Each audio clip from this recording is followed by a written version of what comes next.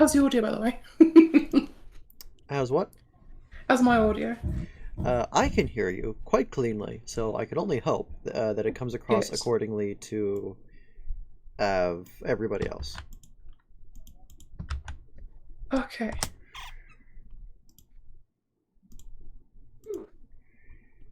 So I'll set that, and then we're just going to take a quick test of something to make sure that it's relatively smooth. It should be, because I've been screwing with it for a while now. It's fine. The FPS will go great. Hopefully, I'm pretty sure it'll be fine. It seems to peter off after like a couple of minutes anyway. So It does, it what's the does, it news? does. Hello, Eleanor, I don't know why it Lightning. does Good that. to It's see you. bizarre. It's something to do with loading into virtual memory, which I I, understand about 80% of. well, that's 80% more than me. I better um. understand. I only took a test on it. Oh. Yeah. No, No. I actually have like an industry level IT certification that requires me to Cool. understand some of these things. Yeah, don't sound too impressed. It's yet to get me a job. Well, I mean, I'm impressed anyway. Um. It's really smooth. We get like a stutter every like 10 seconds. Oh no, we got a couple. That was the Saluki doing its thing. Oh, I see. When Revere, it's a ship. it'll do it again here in a minute, you'll see.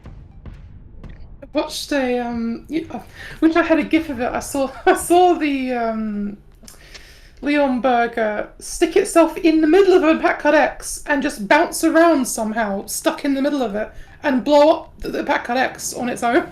Just like it by bouncing around and suiciding onto it. Which was I've never seen that before in my life. But yeah. I had similar issues with the Newfoundland. The train cargo would brush against one of its allies, and then the ally would get Yeah. smushed, phased through to the other side, taking massive damage on the way, if not dying.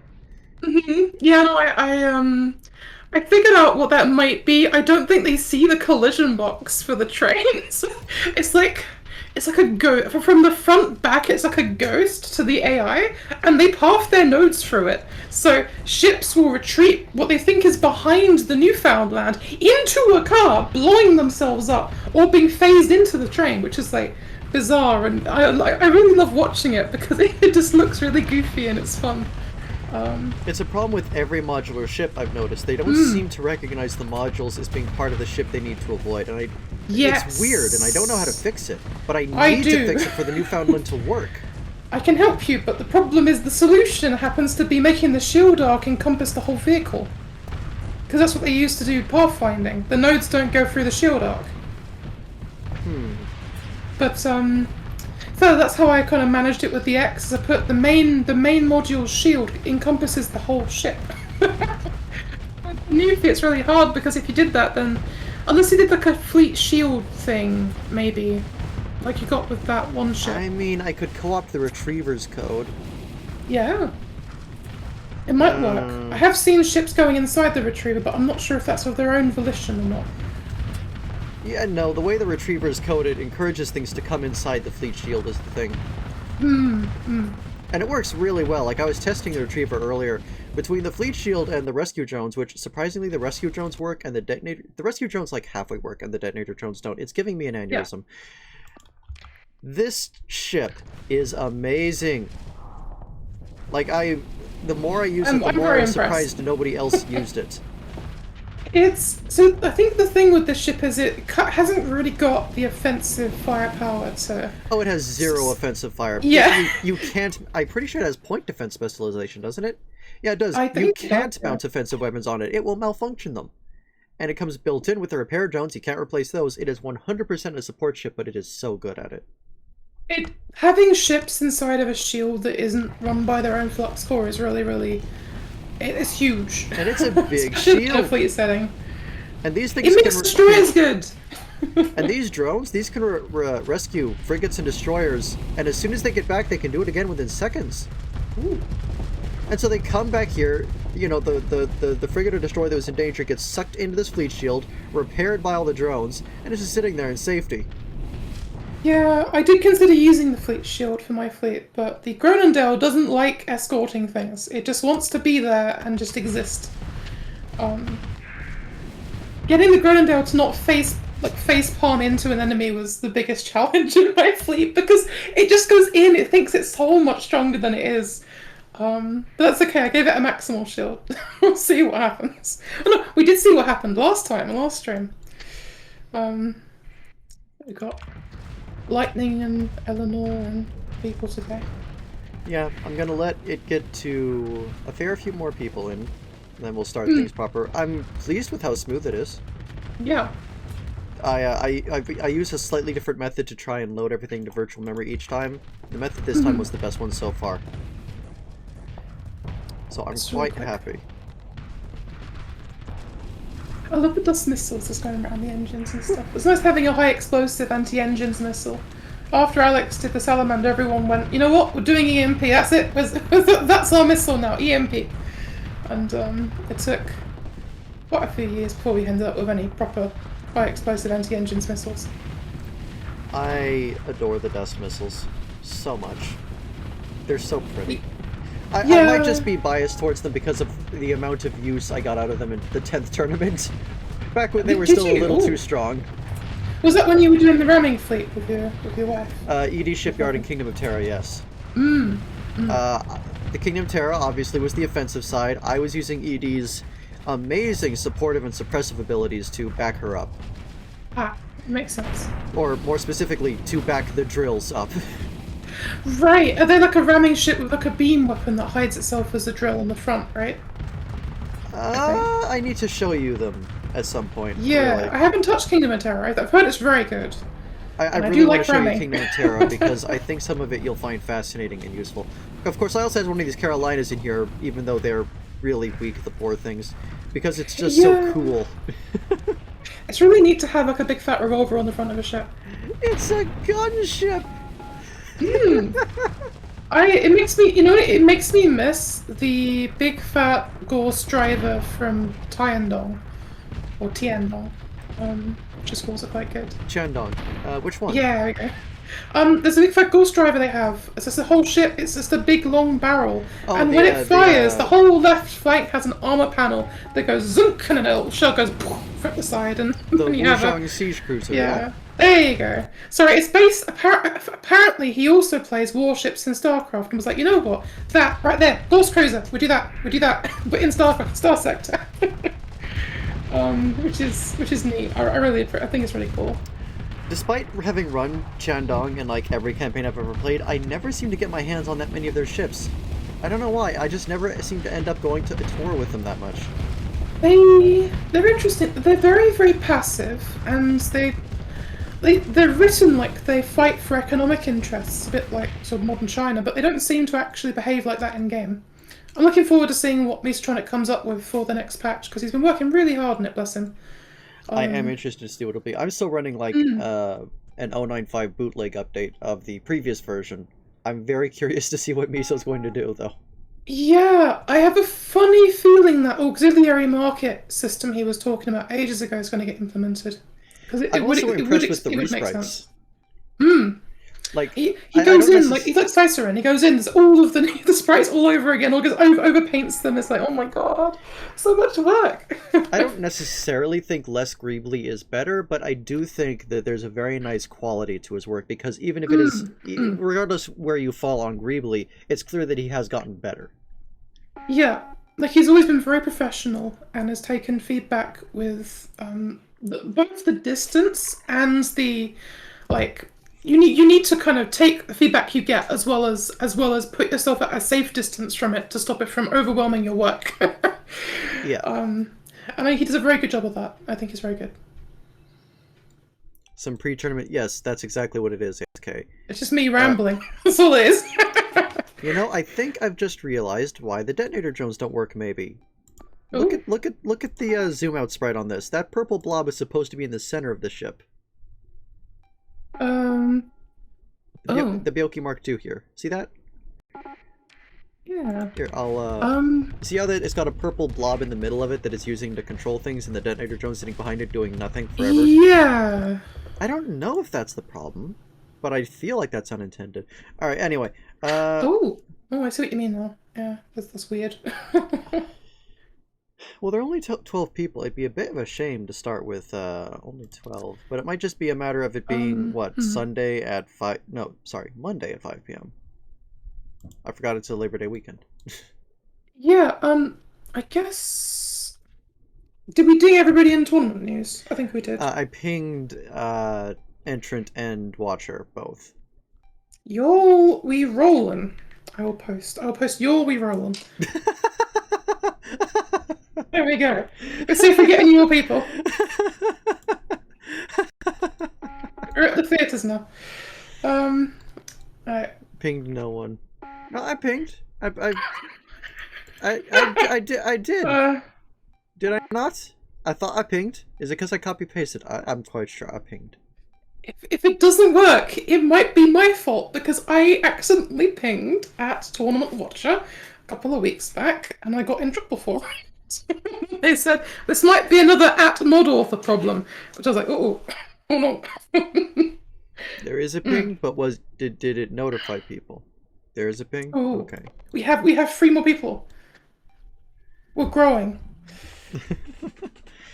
You received one? Okay. I'm going to assume that people are... Oh, I forgot to notify you again, Heller. I am very sorry. Hey, Sing says the FPS is very good.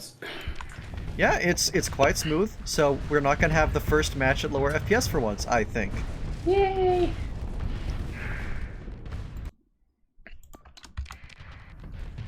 Look at this. 2 detonator drones, and nothing is happening. Was that a cruiser replacing a destroyer? I didn't realize I could do that. Oh, the ED swap systems are very forgiving about mass. Oh, I thought that... So, I guess I would never know because I'm only running capitals, destroyers, and frigates, and the only ship with a swap system is the Groenendael. Huh. The detonator drones is missing, but I didn't see an explosion. I guess it got shot down? It must have gotten shot down. I've been trying so hard to give these things a chance to work. Yeah, they feel very similar to what Alex is doing with the new Terminator drones, where he's having them dive in and block on enemies and stuff, which is neat. When they run out of flux and then they go, you know what, I should probably jump in now as a torpedo, or something like that. I forget exactly what you did. Come here, Tigger. You want up or not? Come here. If you don't make a decision, I'm going to make it for you. There you go. Alright, well, I don't want to stall forever, so we're just going to have to get going. And which capital, Eleanor? This one? Groenendael! That one ship. That's 64. 70. Oh, 72. Groenendael. Yeah, the Groenendael kind of deserves it, though. Or wait, no, this is the... Oh, this is the battle carrier, right? I mean, it does have 7 bays. And the spatial swap, and several other things. It's very good. It's very, very good. It has a lot of missiles, and they can... If you don't do me, you can make a good one. It's just that I was making for a very, very specific role, and I had to be very careful what I put on it. Alright, let's actually get to things. So, a forewarning. Astral Tour, I mentioned this during the exhibitions, I think Astral Tour withdrew. So, I had to replace the slot with something I made which wasn't very good. And it is named The Problem with Authority. And I expect 0 victories. Because I didn't have that much time. Okay, this will be very fun. But we will go over the fleets so that we can see everything that's been refooted. I will start the stream music that I forgot to start. So about that thing I was saying about free wins. Listen, ASK. As long as my fleet doesn't get shamed, it's fine. So first we have Wasara, who actually did not change his fleet because he's on vacation, so he just resubmitted the fleet he already had. Good fleet. It's a good That's fleet. okay because it's a genuinely decent fleet. I mean, we got the Paragon with the very sexy projectors. We've got one of the better Doberman builds that we've seen in the tournament so far, and there's 2 of them, so that's always nice. Tempests, Irises for distraction, a couple Peregrines, and the Lurker. I had to take capacitors off of this because it does have the Matsar system, but other than that, it is unchanged. So, between the Lurker and the Dobermans, we do see representation of some of the tournament favorite ships here.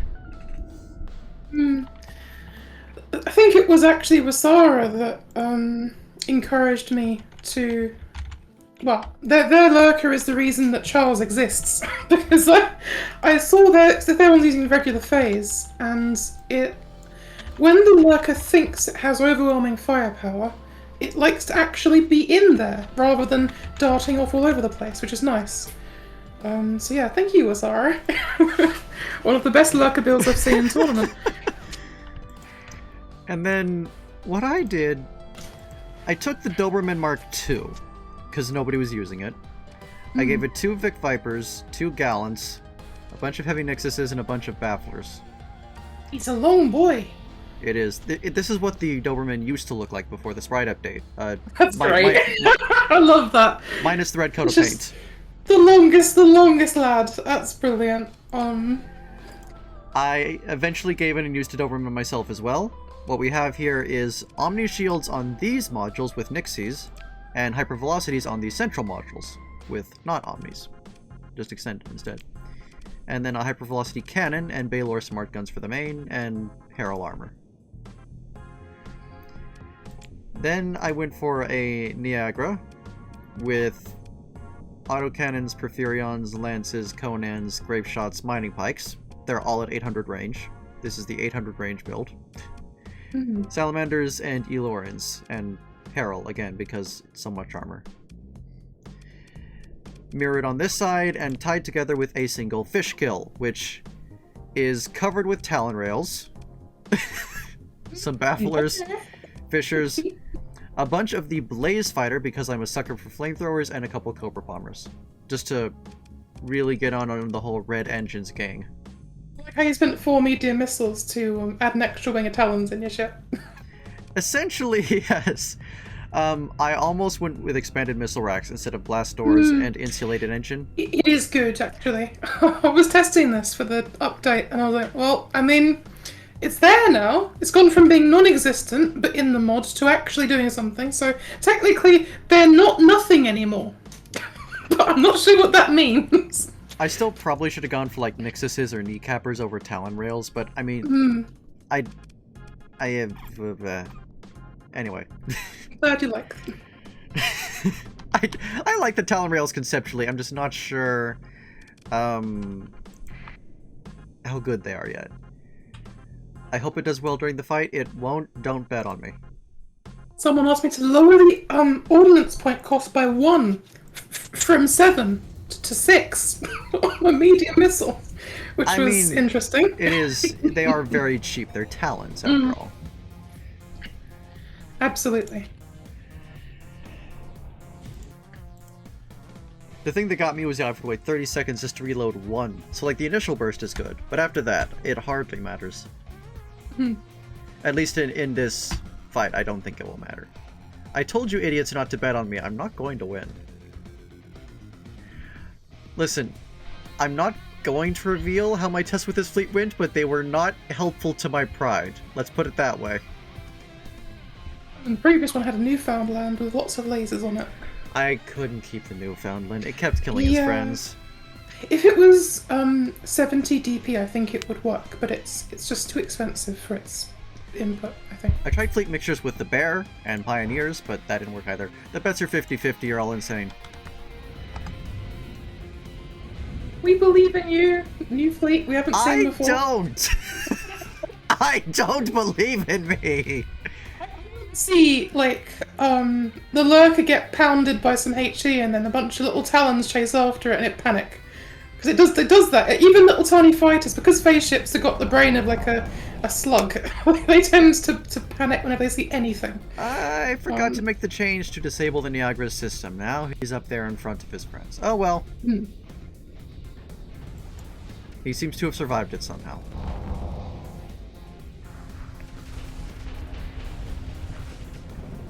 Okay. The Alorans have already been basically taken out.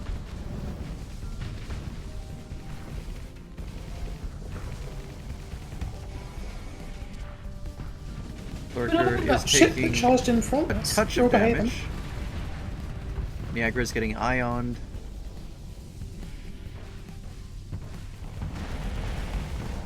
Doberman soaks a Matsar.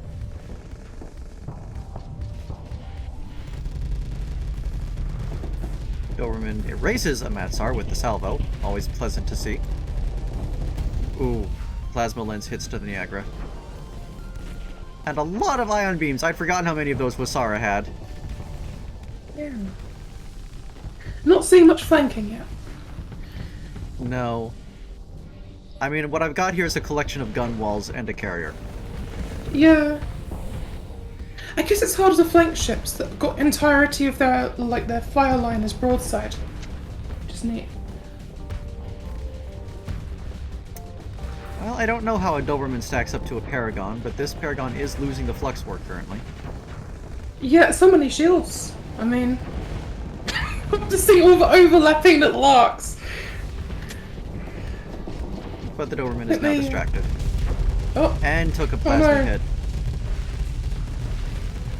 Oh, that's painful. Bit of damage to the Lurker, nothing too significant. Niagara just being tormented over here.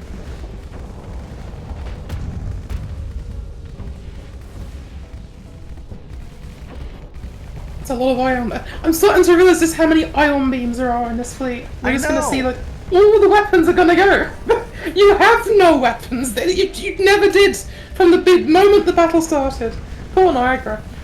Come on, Niagara, get out here, help your friends.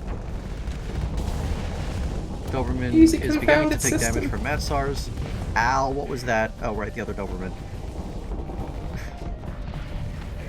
I've seen that the pirate Dobermans are they carrier more changed or something? They are carrier refits basically, yes. Ah. They do have weapons, and I mean they have 3 large ballistics. They can defend themselves, but they are primarily carriers. That was a very poor idea, Mr. Lurker. Why did you get the Doberman's face on high flux? How did you think that would end? That was the easiest breaker rotary cannon lurker kill I've seen in the tournament. Nice Doberman. Iris dead.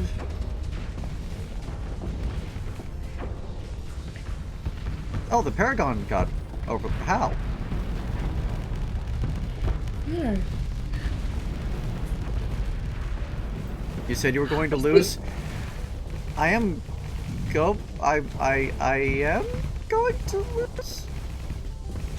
I mean, I don't think at this point. I mean, we've lost a lurker, so they got no flanking power. We've got an Ibis and a couple of ion beam boats zapping a Niagara with they've not actually hurt it. They just destroyed all of its weapons and engines and things, and that's okay.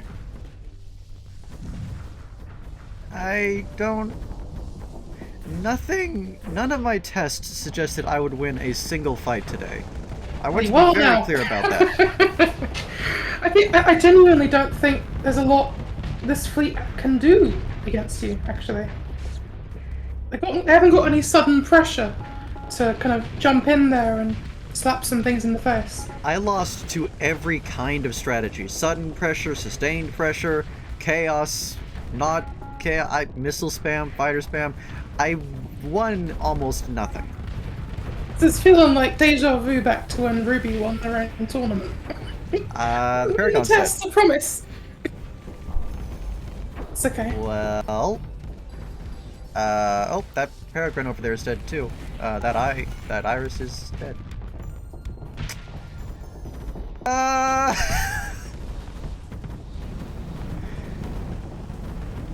No, I'm just realizing that these carriers are all of the large mounts at the back, or on the side. Sorry, them using the carrier AI is actually really good here because they're coming out later and they haven't taken any hits. So they're just at full HP, full everything. I mean, and I have invested nothing into their hull or armor or even really their weaponry. The bafflers were very cheap, so kind of. Is there a way to play music through the text-to-speech? No, not really. Maybe you can get the text-to-speech to sound vaguely musical, that's about it. It's got the very eloquent voice of Steve from accounting.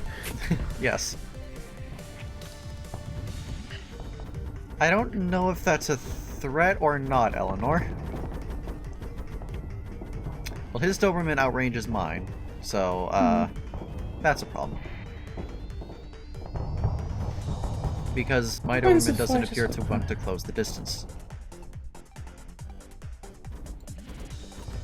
Yeah, you are being outranged. Maybe the fighters will make up the difference? If the Niagaras would charge in with their system, that we know they have because one of them jumped in earlier, that'd be good. Ooh, what are these? Those they're are adorable. Those are the Blaze Fighters from HTE, and I love them because I am a huge sucker for flamethrowers. Oh, that's nice. It was very bizarrely pirate for a high-tech fighter, but very nice. I do like that. I think the Blaze... Yeah. My fleet will... Eleanor, listen. It was not without good reason I said I was going to lose every fight today. I really don't think I'll beat you, but I also didn't think I beat Wasara, so I'm not sure. Even if you do explode, I'm just looking forward to watching the Sovereign try to hit something vainly with its big fat gun and miss by like 10 meters. It's very fun to watch. Doberman duel. I'm losing. His Doberman is better fitted out for a direct confrontation like this, I'm afraid. Yeah, we're seeing that now. But one of them's firing the big fat gun. One isn't. I think we're... That's interesting. Is it just me, or is it some of that AoE actually going through the shields onto the ship behind? It's a little weird because of the way I set up my module shields.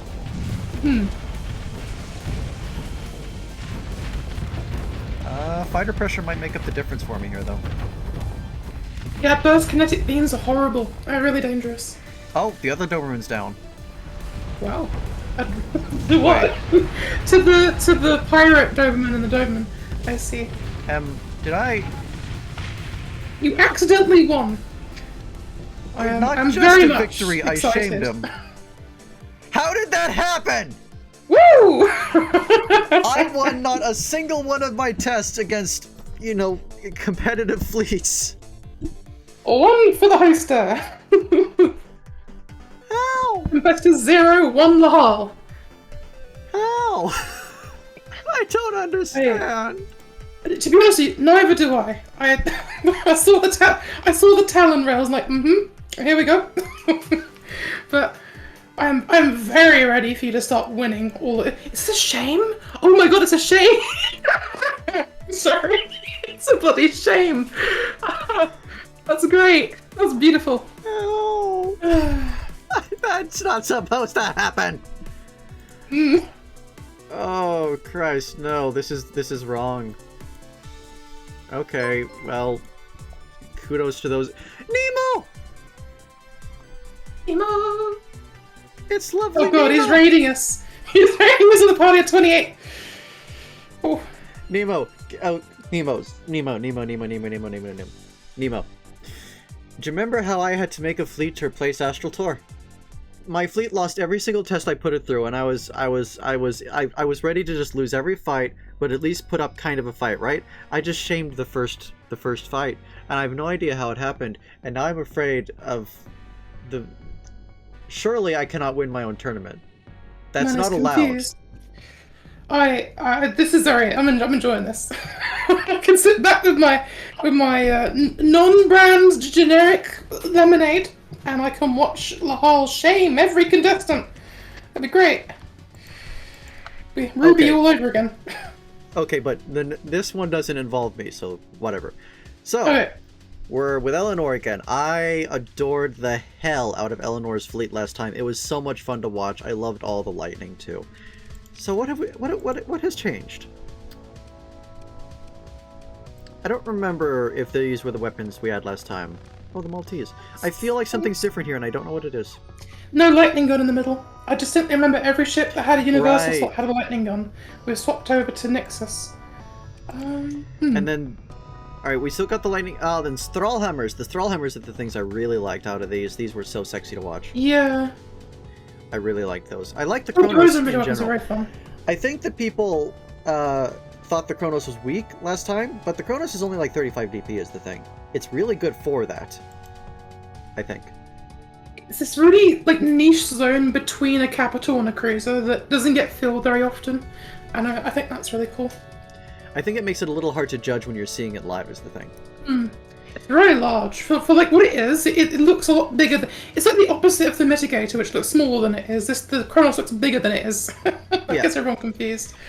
And then we've got a Redguard's Nibelung, because the base Nibelung has this parallel targeting core, which Eleanor had no use for, and so she had me change this after her submission, because she didn't know that the RG existed previously, which is fine. I like the use of the Animus here because I really like the it's just a very pretty gun when it impacts. Hellbore, but bigger. That's what it is. You got a Hellbore and you've got another barrel on it, and you have them do energy damage on a hit, and they're quite nice. It's always fun to watch. We've got a couple of Focus with Conans, Flat Cannons, Pikes, and more Conans, which I approve of. I like the Conan. We've got, didn't mean to click that, Vortexes with Soralis Bombers, with the Racketon Torpedoes, which I don't remember exactly. What are these? 500 damage, 500 EMP, additional 300 on impact. Okay. Wait, if it's just 300 on impact on everything, then why not just make the damage 800? I don't care. Longbows, a Heavy Nixus, an Unstable Injector for some reason, and a couple of their little utilities. A red bone with just barks, arc emitters, and a series of things here to keep it in the game. The cute little Darnus, this time with some railguns. It may have had those last time. I don't remember. It's been a while because I was dead. There was one last time, now there's 3. I've noticed there's definitely been an increase in number of frigates. Yeah, there's 3 of them now, which I really like. And then, in defiance of everyone else who's using the Hegemony variant of the Bitzer, we're going with the Letic Church variant of the Bitzer. Haha. Is there a difference? It's got blast doors built in, but I think the other one also has blast doors built in. Yeah, I think it's a skins. And then we have Warrior, whose legacy last time was being the only one to beat ASK by virtue of Beam Fleet. But he's changed it quite significantly, it looks like. We do still have quadruple tachyon equality, because it's hard to go wrong with that.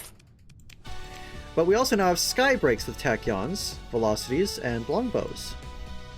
That burst damage is incredibly oppressive. I'm looking forward to this one. We have a couple of distraction screw you monitors, because of course we do. And 2 Redguard Nibelungs. These, with Styrex Kinetics, a Baylor Smart Gun. I'm very big fans of all these weapons. Huters, Hypervelocities, and Turbo Barrels, I notice, which has been... Turbo Barrels is one of those hull mods that certainly has a noticeable effect, but hasn't really been abused, I've noticed, because the drawbacks very well balanced, I think. A very big downside. The drawbacks hurt. And it feels... maybe this is just me, but the fact Magneto has makes things feel less impactful, even though that's the exact opposite of what it's doing. Yeah, I think because it increases the damage by, what, 20%, but increases the flux cost by like 50, which is like, or 33 or something, and it's still quite punchy. I think it was designed to be used with weighted rounds, actually, so you get the 40% damage up for very little damage down. Or, sorry, the downsides are all negated by having weighted rounds. That's what I was saying. Sorry. Yeah, no, I understand. I don't want to bet on yourself, Eleanor. Do it. Have confidence. Believe in your ships, and they shall perform for you. Just waiting to watch the Sovereign try to hit something. I do love when it does actually get the hit in, but part of the fun is just seeing it kind of aim for one ship and then turn to another one and miss and come back again. It's very fun.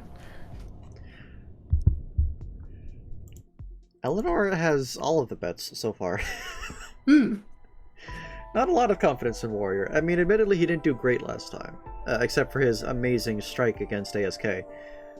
But he always put up a pretty strong fight, so I don't think it's a weak fleet. All kind of you, Nemo. Right.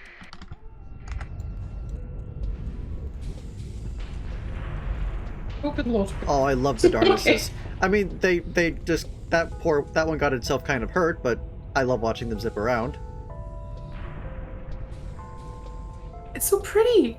It's really, really pretty. I love it so much. It's such a beautiful effect. It's like dark red ink being just stroked across the canvas of space.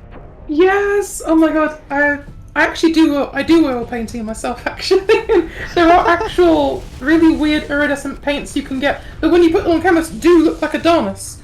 Not as cloudy, obviously, but yeah, absolutely. That's neat. Mind reminding me what that phase ship is at the bottom. That one. The Redbone? Yeah. Yeah, the Redbone, it has the ability to smack things away, and it's currently only fitted out with Archimedes for point defense, so I think its job is to just deal with some fighters and missiles and punch ships around if it can, which it may not be able to because Warrior's fleet is quite tall.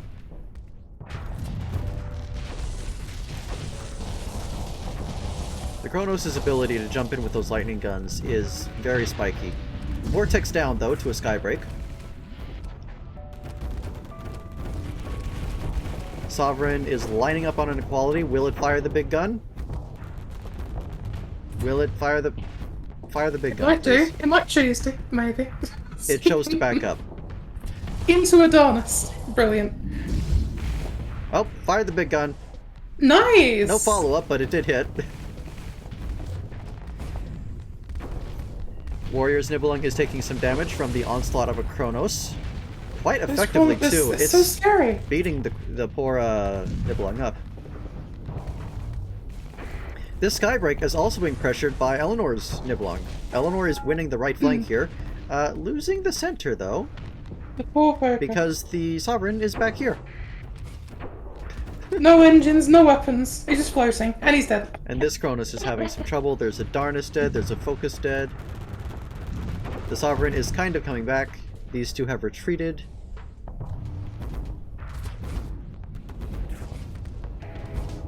I think we're about to see another blast. Oh. Okay. Yep, did smack the skybreak down for a second. There's a distinguishable lack of follow-up when the Sovereign goes in. There's not a lot of striking. There's nobody next to the Sovereign right now is the problem. Nibelung is again tormenting Warrior's skybreak very effectively. But it will need the Kronos' backup, which the Kronos appears to be happy to provide. Ooh, it can't handle that and the equality, though. Oh, come on! As a response to Jameson M. Drago, who says, I personally have enjoyed Focus, they never worked out for me. Something I should mention, I've used them in campaign, and usually they punch down really, really hard. So if you have a destroyer or a frigate, the Fokker always wins, pretty much. But they struggle to punch up as easily. So that if you see a wide fleet go against Eleanor, we'll probably see the Fokkers get a lot more use, I think, than they are currently.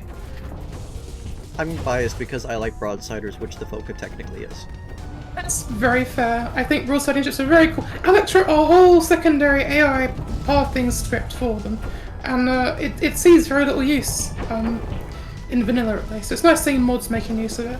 There was an ORA, I think, is entirely broadside ships and does very well.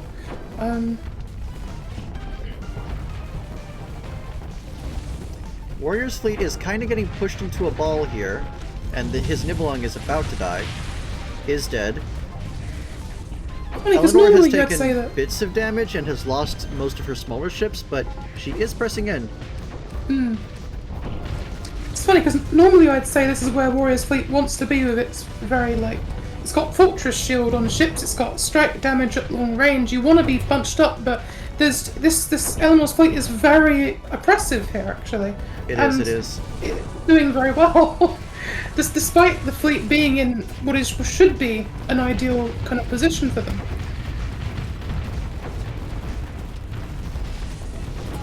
The problem they're having...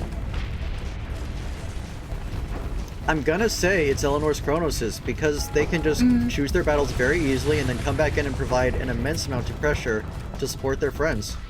It's the Aurora effect, but bigger. Yeah. Like, it won't be a shame, but I'm pretty sure Eleanor has this. Absolutely. Oof, that's painful. We might see a double explosion here if these ships got their shields on. Nope. That Darnus almost got itself killed due to what its friends were doing. It didn't. Almost did. Monitors are over here to try and save the equality, but... How do these ships decide to focus the monitors when they got like an equality on their own? The Kronos is ignoring the monitors and going straight for the equality. Yeah. I haven't seen that. This is the big brain ship. He's gone, wait a minute. If I shoot the big ship, the monitors will die to CR.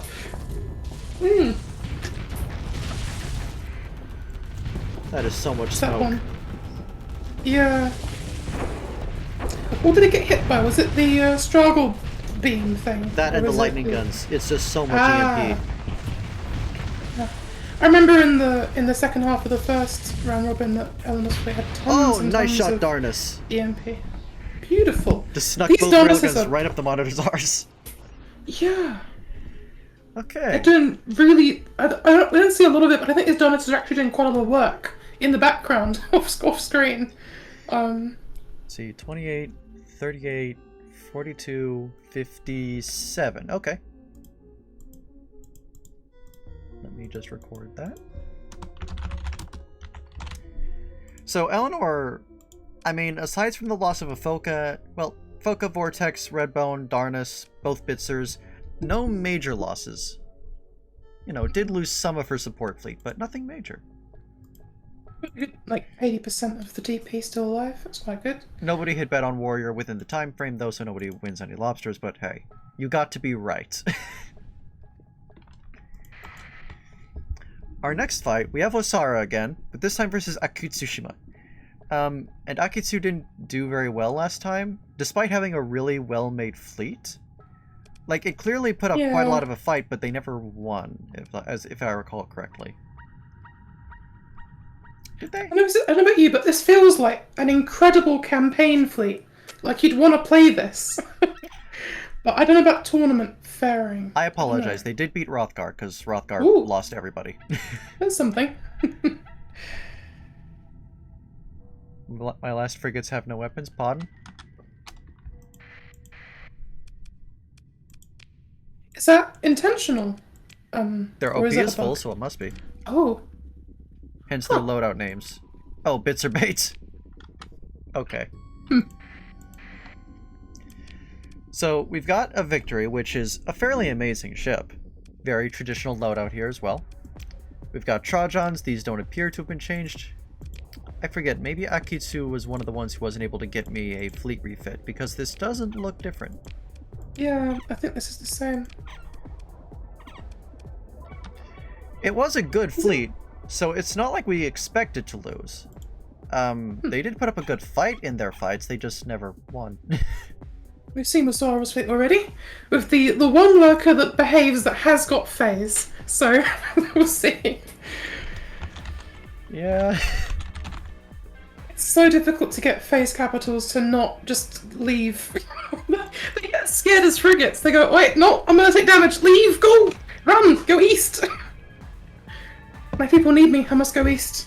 Phase capitals are definitely very difficult to make work at all. Yes.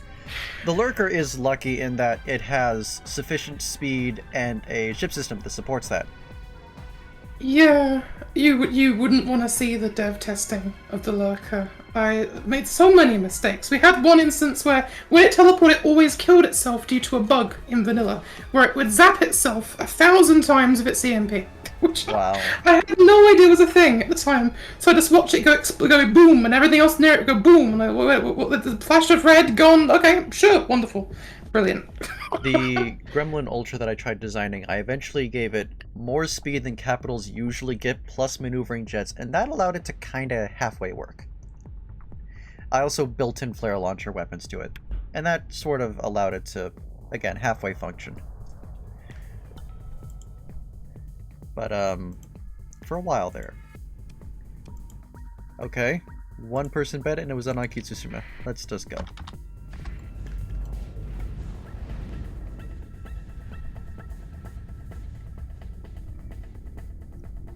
Workers always fun? They are. Only one person got the bed in. I have it set to 1 minute. I can set it for longer, but we'll see.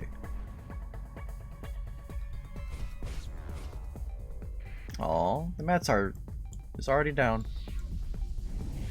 Yeah, those sad. those malfunctions can actually be permanent. So I'm waiting for a lurker to be completely gobsmacked as it misses its main weapons. Oh, Matsar's back on. So that one wasn't permanent, at least. Yeah. It What's he doing? went from somewhere it was in danger to somewhere it was in danger. Good job. He loves East. I don't know why he loves East, but he wants to go East. East is nice. East is good. So now I'm expecting to see Wasara's Dobermans do some work here, because they were very impressive last time. I say that as this Skybreak gets mulched by a couple of plasma lenses, Oh, that's and gonna then be finished really off by the painful. Doberman. Ouch. That was fast. Hmm. Iris doing its job and being a distraction. Paragon is under a lot of pressure, though. It's right in front of the Victory, not a place most ships want to be. Yeah, and Victory's got really dangerous. So if those shields go down, the Victory's frontal guns are just massive Hephaestus super Gatling guns, basically. Yeah, it got a couple shots in there. And the Paragon is Yeah. still high on flux and still in range. Gosh. And the Victory is not high on flux. But it's also backing off for some reason, which is not good. Yeah, I've always found the Victory's a little bit defensive, more than you'd think it would be for its system. Its system is literally, I'm going in, boys! We're going in now! But it doesn't actually behave like that in combat, even with an aggressive AI, which I found interesting. Fortunately, there was some follow-up from a Trajan and then a Skybreak, so the Paragon's not getting a break, and it's in fact going to die. I think a Scalper over here is dead. This Trajan is under assault from Adobe. The Paragon looks like it's very dead. Howler, kill the robot, please. I will love you long time.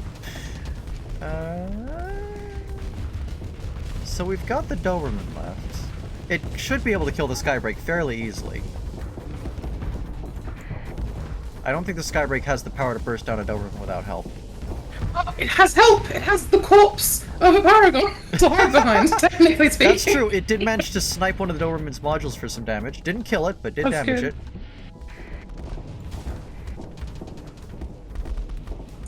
Look, Doberman it's still versus not dead. Victory, I don't know where that fight goes. I see a very angry lad with some Matsar systems and a breaker rotary cannon. Yeah, it's trying to victimize the Trajan, but it's also a bit high on flux and not at amazing hull. Yeah, I don't know, did it have regen, or is it just flat? I don't think it does. It has I'm not decided sure it why wants you that went Scalper to east. die, though. Nice. See, if it teleported behind the Victory, it'd get 3 or 4 different ships' engines at the same time, though. Yeah, but that would be a dangerous position for it. Yeah. The Doberman has won against the Skybreak, though. Oh no, the Paragon drifted too far away. Those Dobermen are so long range. Mm. And very dangerous. The pressure they put out is phenomenal, really. So many guns. If there was just one ship that could flank right now, it'd be much easier for Nope. this fleet to actually put pressure down. Worker victimizes the Trajan.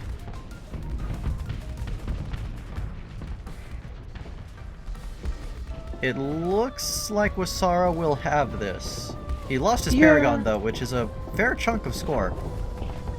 That Victory can't afford to be looking to the right at some random ship that can leave. Where is the Victory? Why are you back there?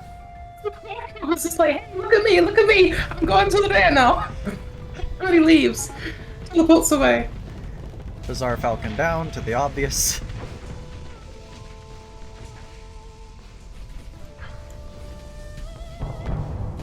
An attempt to kill the Peregrine, but the Peregrine is over there now.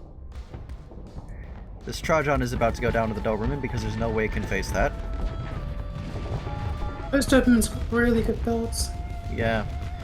They're some of my favorite ones. Ships that have a very utilitarian upside with a big fat downside do better in tournaments, I think, generally speaking. Yeah, because people will take a strategy and run with it. And in a response to you, Jameson, kind of.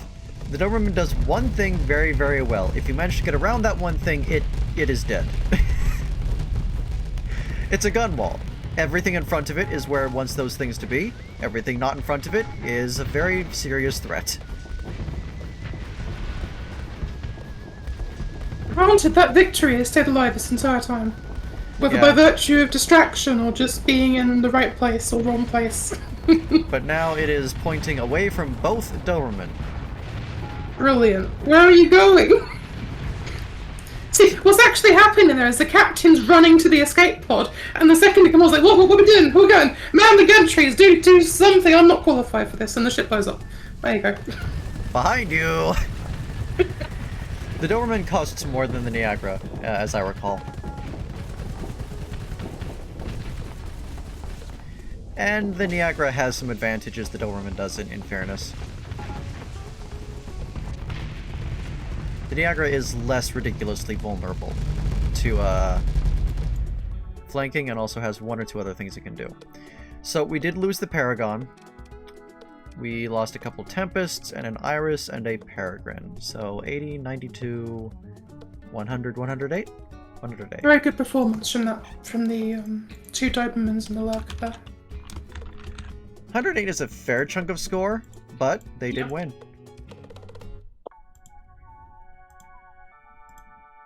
I've seen Paragons do nothing but struggle this tournament, which is bizarre for a seeding campaign. They're so good, and then you go into a tournament, and they walk in, and then just go up to an enemy fleet and pop like a balloon. It's bizarre. It is odd that we've seen slightly lackluster performance from them. So our next problem is myself versus Rothgar. Now, Rothgar, as we recall, didn't manage to win a single one of his fights last time, but he's given his fleet a significant refit that he and Burns Pies believe will be much stronger. So let's take a look. Okay. So the Liberator is now boasting Dioscuri rifles, which is an interesting choice. It's a cheaper weapon, but still 900 range, HE, very nice. Very pretty as well. little two-shot rotating barrel. It's very pretty. Is that a BlackRock ship in the background? It shouldn't be. I don't have BlackRock enabled. I don't think there are any black market BlackRock updates as of yet. I think System's been pretty careful at not having those go up. We have our third fleet of the evening using the Nibelung RG. I've seen a lot of... Is it the third fleet that has the exact same... Well, what has happened? What revelation have we uncovered? I guess some people disliked it. This one's got Alterias and Numions. I like the Numion for the same reason as the Animus. It's got that very pretty projectile. The Bungalows are now sporting Luddic Church Piranha Bombers, which use a Restitution Torpedo, as opposed to a Bomb Bay. Which is like a Reaper if you converted some of the damage to EMP. That makes sense. And the other one has Soralis Bombers. Oh dear, lots of HE and NG. Yep. And I think I figured out the answer to your question earlier, why they have a secondary impact. I think it's because of how armor calculation works. It's better if you have a secondary impact, I believe. Fair. We've also got Redguard Bentos, so at least we're on theme. These one with the Mjolnirs. Very nice. 3 of those. We've got Luddic Church Hermas, which I believe... Well, between a railgun, a flare gun, and a harvester, I guess these are just sort of support. Luddic Church Bitzers. The Nachtgesang is still here with much the same loadout, except we got fire lances on the front now. And a Record Breaker Cataphracts. I has committed a sin! I see no Talon mech in the hangar.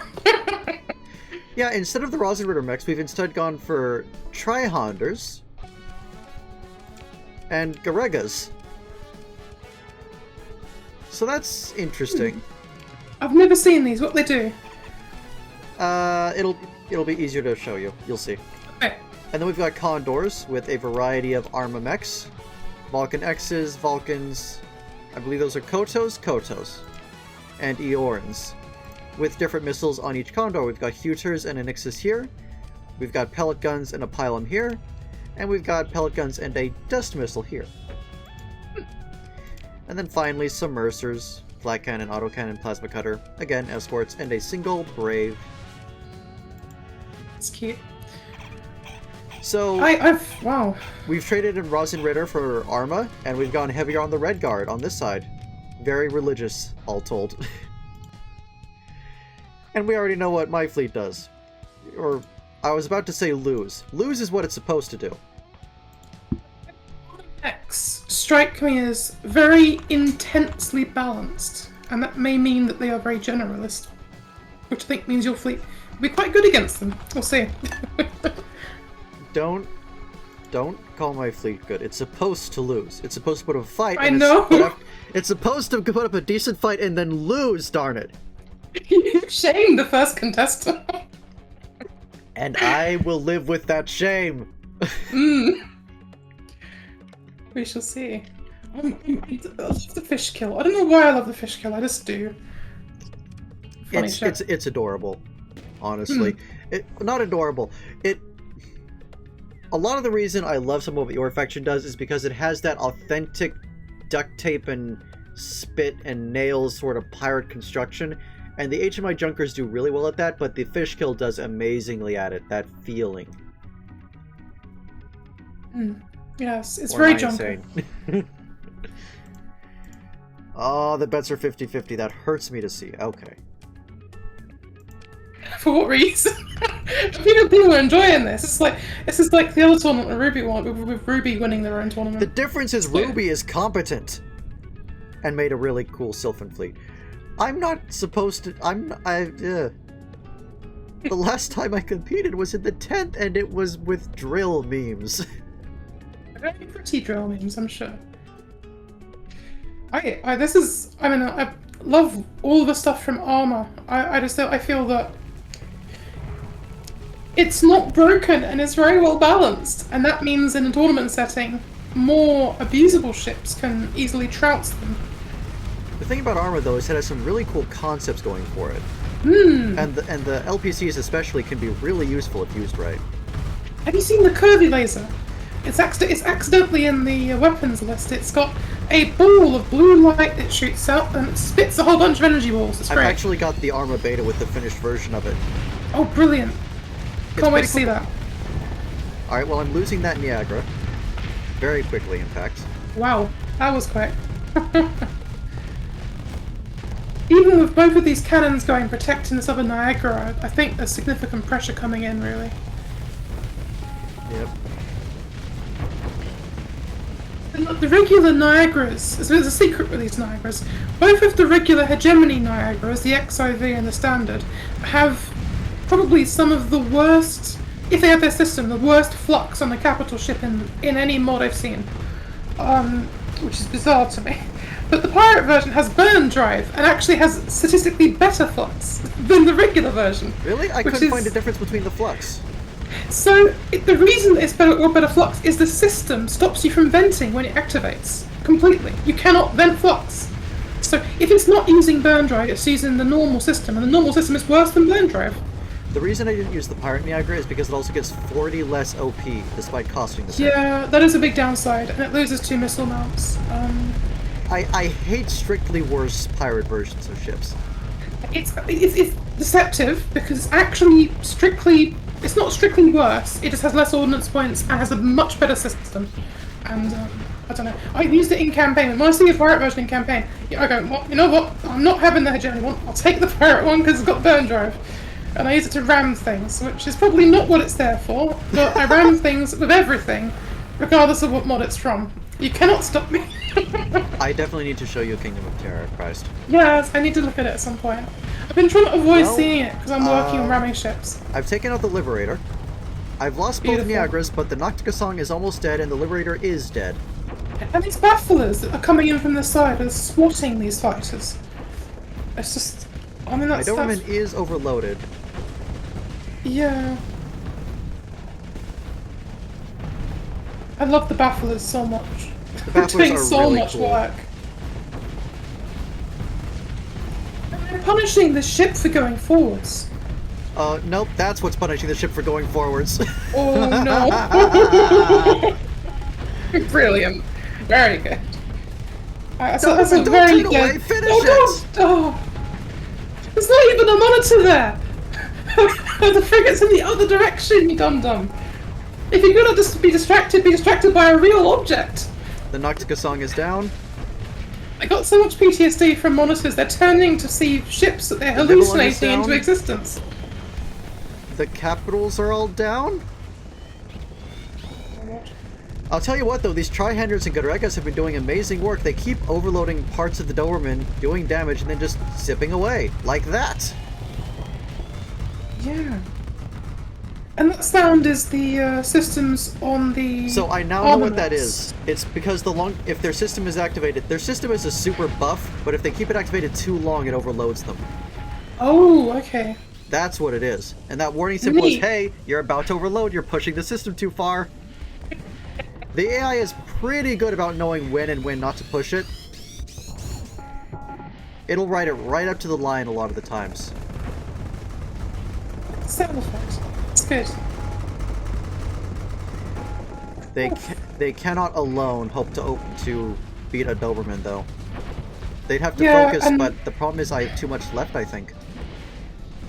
The AI on the pirate Dobermans, the ones with the hangar bays, it looks like they're running actual carrier AI rather than combat carrier AI, which is really helping them here because they're just sitting behind these ships providing supportive fire with the buffalers, and it's look at that whole wing of this fleet can't really do very much. It's brilliant. Works very well. Sorry, I'm not supposed to be sitting there praising your fleet, but I do like it. It's a good fleet. Lancers took out a Condor.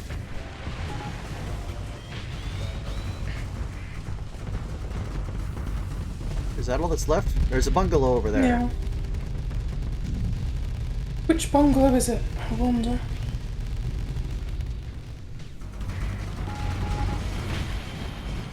Garega down. That one almost pushed its system too far, but is going to die anyway. Oh, just out of range. Really? I guess if you want children beaten, you have to do it yourself? How is that relevant, sir? It's laughing at it. No, that one, that particular mech is the chat he says is funny. He's a little laugh every now and again. You're a pimple on society's arse and you'll never anything. Really? I need professional wonderful. help and damn the expense. Oh! Oh no! I thought that first explosion was him blowing up, but no, he gets the luxury of 2 explosions. I'm sorry, Condor.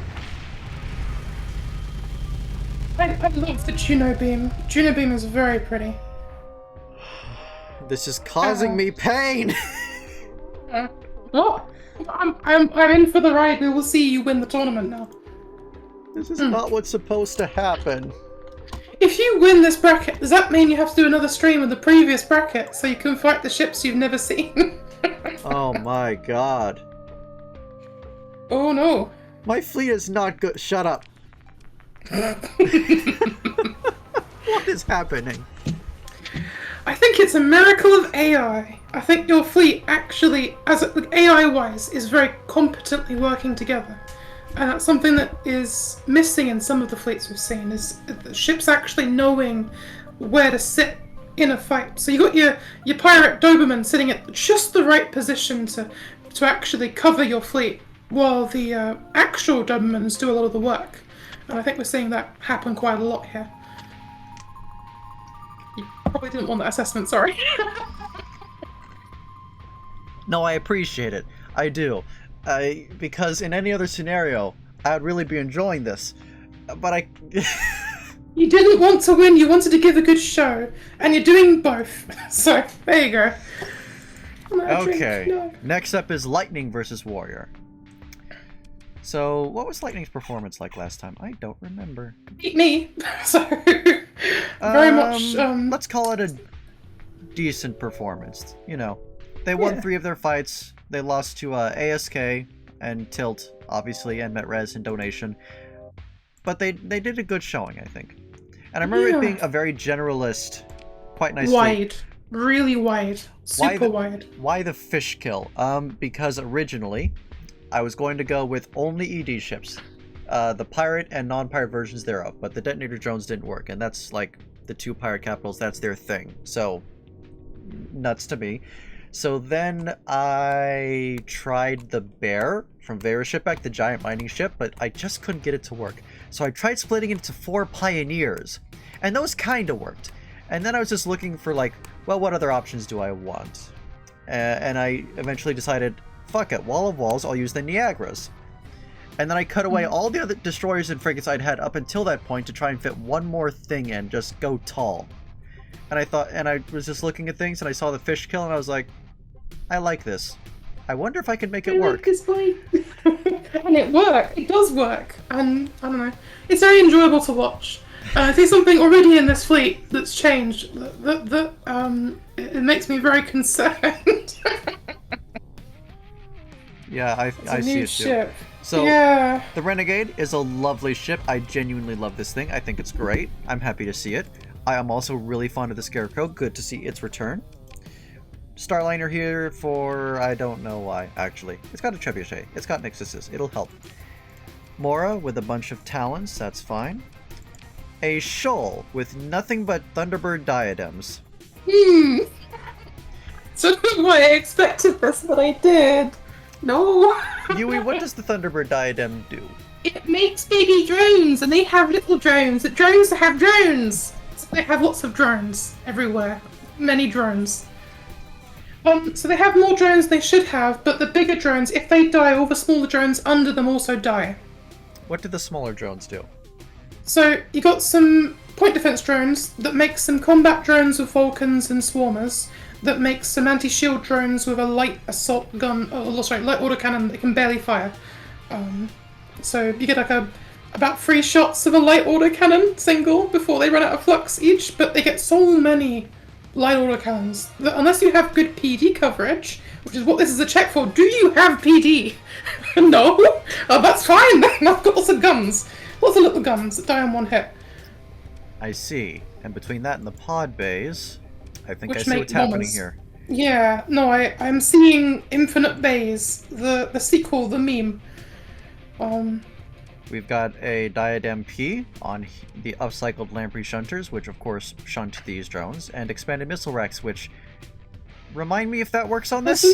I feel like I've betrayed the public here, because briefly before tournament, I made it so that the Lamprey drones could not be doubled up on once with expanded missile racks, because I deemed it too powerful and immediately abusable, so I removed it. Sorry. It'll still benefit the Harpoon. Yeah, you get 6 harpoons on the back of your ship. We've got an XIV Diadem back here. And broadswords. Oh, this last one has a jackhammer, actually. Have you seen the XIV diadem before? I've not. I understand what it does by looking at it, but... Yeah. I think he's gone assault. We've got a bay. We've got Einhounders. Ooh. I hadn't seen the Einhounders used yet. And the drone is fitted out. I recognize that. That's a Williamson shotgun. Oh, that's clever. Does the drone... Is it a module that moves about independently? I think it stays next to the ship, but yes, it's modular. That's interesting. Then we've got a Tempest, which... Desolator cannon, sure. And then a console with a single, ordinary diadem. And 1 flare gun. Oh. It's just point defense. I'm Oh, also one noticing... in every direction. Did I see... No, just on these ones back here? Yeah, What's a the heavy use frigates of from this thing? tachyon comms.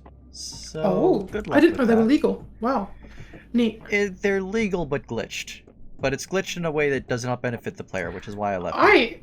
The Diadem XIV is technically not quite support fighter. If you give them tachyon broadcast comms, they're going to have a very long roaming range, meaning you now have an assault fighter bomber, technically. Well, this will be interesting to see then. Yeah, no, I'm keen. I'm very keen. Forgot to set the bed. Hold on. Okay, so we've got lightning. Lightning says they've made significant changes to their Mora.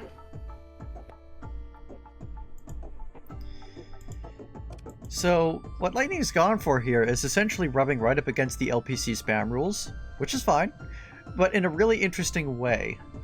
Versus a beam fleet. Well, I say a beam fleet. It's really not a dedicated beam fleet anymore. What do we call this now? It's still called Don't Let Beams Be Dreams. But it's not a beam fleet anymore. I guess you can't change it once you've, No, you can. Can you? Oh! Okay. Okay, interesting. Supported beam fleet, I guess. I mean, the Skybreaks are still technically beams. They've got hypervelocities, but hey. The thing I found really funny was the Eradicator from Turlin seems to perform better at a lower price point than the Tachyon Lance does on specifically the qualities, and I don't know why for the life of it. Yeah, you're thinking of Metrez as a quality, yeah? Yeah, I watched it shred ships to bits, and the Tachyon Lance ones tend to these ones make sense to me. I understand these, but the Eradicator beams, who knows? I think the thing Metrez did is that the Eradicator works best against exposed hull. That's the thing it wants to do. If you stack enough damage, you get to exposed hull really quickly. Okay, that makes a lot more sense. Not enough focused fire there from the Tachyons to kill. Yeah. Another example of the Lamprey Shunters getting way too close, way too quickly, and they're not actually getting punished for it because there's so much stuff going on. They're tiny, but you can see the Einhanders here. Ooh. Oh my god. They're tiny. They are, theoretically, they can be very powerful very quickly, but they're very fragile. They have to perform perfectly in terms of AI. Yeah. You can see one of them over here harassing the Nibelung with lasers and missiles, doing a good job helping bring those shields down. I see the beam launchers of beams. They're on the way. They're all piranha bombers. Not doing anything, mind you, but they're there. Scarecrow throwing some Atropos into the Nibelung. Very nice. Einhander screaming. You can't run, you can't hide. Terminator over here helping to torment the Nibelung. These admirals hire that are willing to go into this depth sport. This Nibelung is getting killed by little things. There's just one Einhander here, and a diadem of some kind, I think the XIV. This Nibelung cannot get a break. Okay, now it's getting a break. Kind of. There's still an Einhander in front of it. It is surprisingly nope. Now it's dead. Now it's dead. I made the mistake of saying this fleet is less wide than it actually is earlier. And I'm realising how much of a mistake it actually was. Because of all the fighters and everything, it still feels just as wide as before, even with less ships. You are not helping at all.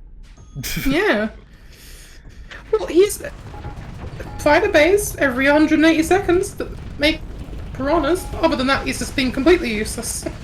Not that it matters. Lightning has achieved so much pressure. Lightning, are these ships set to reckless or aggressive or something? I don't know. I'd have to check. I think Lightning's in chat, actually. I'll ask.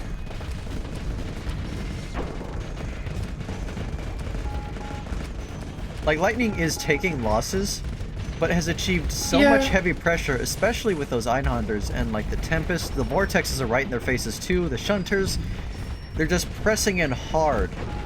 And Warrior's fleet can't quite deal with the amount of damage outcoming. Is it called the Scarecrow, the double large Mount Eagle ship? Yeah, Scarecrow. I really like the Scarecrow. It freaks me out on a fundamental level that a ship that's that fast can have two large mounts. It's so scary, and it's actually being aggressive with it as well. Yeah, I mean there are some drawbacks to the Scarecrow, but fundamentally it's very neat. Like Lightning, it was an all Lightning kill feed for a minute there, and yet it was really clear who was getting the best out of the exchange. Yeah. And then the game crashed. Excuse me? which also means all the virtual memory loading is no longer So loaded. sorry. Oh, what happened? Did we Did we lose power to shields, Captain? What happened? Oh, good. I don't understand the log either. Hmm. Did you want to send it to me? I can have a look. Yeah, here, tell me if you make sense of this, because I frickin' don't. I Adding will ship- happily gobble this log up. 1 second. Hold on, I need to include more of this log. I've just realized that might be the problem.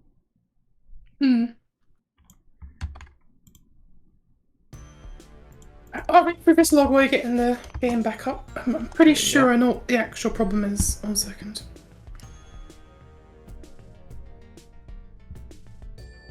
An obvious who won, though? Yeah, but I need the exact amount. Yeah. I could go back and watch it and take a guess, because I think it was just about over, but... Oh no. Okay.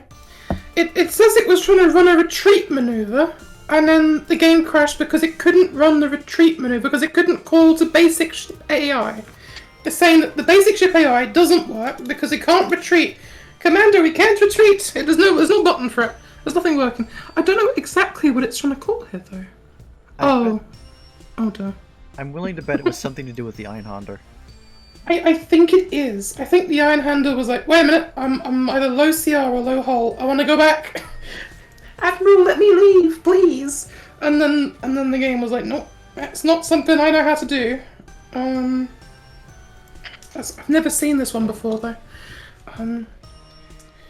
Which means I probably can't run that fight without it happening. Yes. Which is a problem. Because that affects every fight Lightning's gonna get into. Doesn't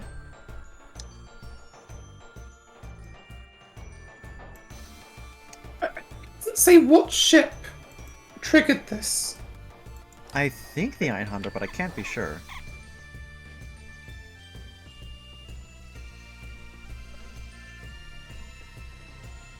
I'll run this through tech support. 1 second.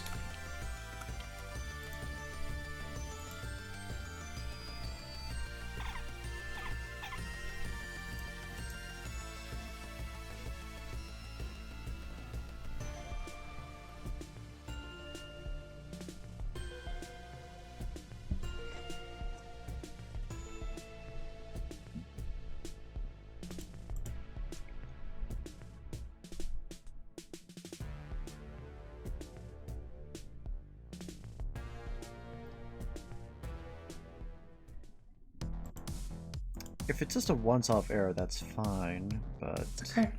I posted it in player tech support along with the message, we're having an oopsie whoopsie moment.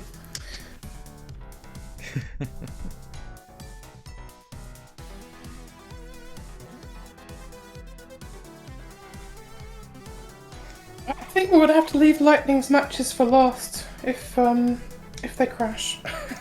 It shouldn't happen every match. It's calling for a retreat engagement. If worst comes to worst, we can just manually kill the Einhanders when they're about to run out of CR. But I'm surprised it's even calling for the retreat maneuver. It certainly shouldn't. Huh.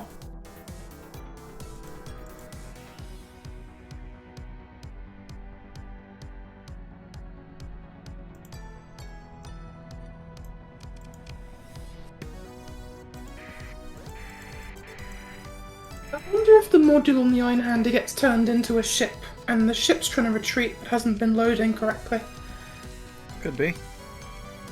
Let's see...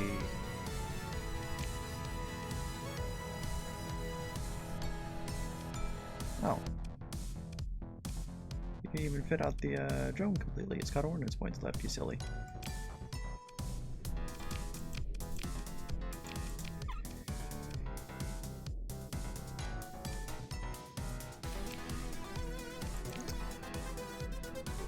So, what I'm going to do is this. If this ends up not being a problem solvable right now, what I'll do is I'll have Lightning... I'll either get the problem solved and run Lightning's fleets later, and then just add that to the scores, and we won't bother with Lightning today. I'll do an exhibition on my own later of just the lightning fights, right? If we can solve this today, then we solve it today, but if not, that's what I'm gonna do. Makes sense. And I'm more than comfortable to run till like 4 in the morning my time. So we can go. We can do whatever. Alright, let's try to run this fight one more time and see if the same thing happens. Fingers crossed, everybody. It's gonna lag a bit at first because nothing's loaded in virtual memory anymore. So bear with me.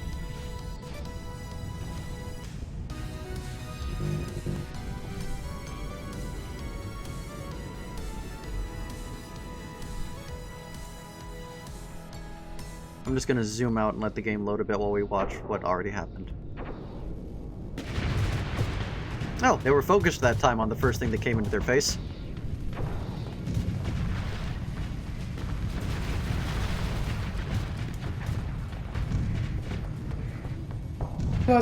It's alive! Warriors Fleet is doing much better at focusing on the things that can't come up first this time. Oh my god. Could you go into dev mode before the matches so dev mode does that? Does dev mode do that? I wasn't aware that was a thing.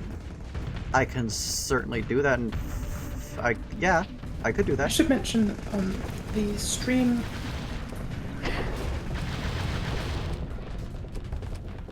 The stream.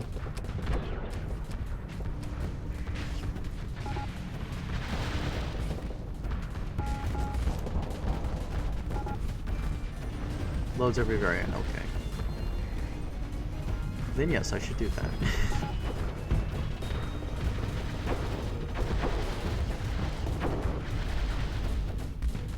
That's fair.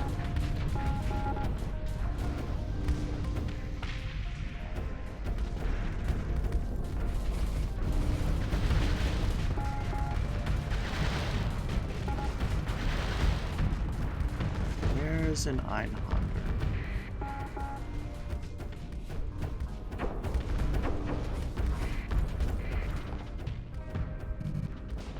There's one. They get their CR refilled at the shoal.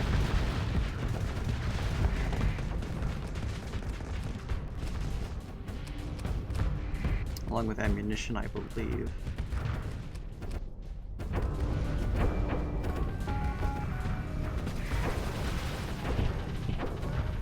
I may so trouble Lahal. I both can't see the stream on my end, and I can't hear you very well. It's cutting in and out. Ah, 1 second. Not a big problem. Just thought I'd mention it. Can you hear me clearly enough? Yes, you're fine. Okay. You had the what's it called?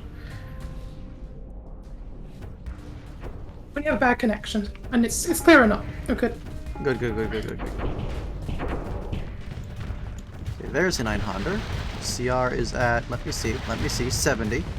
Doing just fine. Tormenting the poor Nibelung. Again.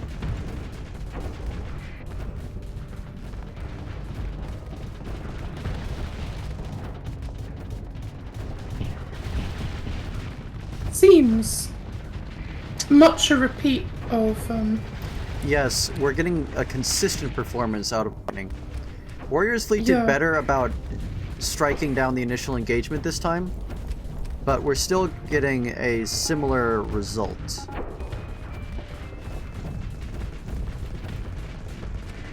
Yeah, Warriors... The AI on Warriors' side is better than it was.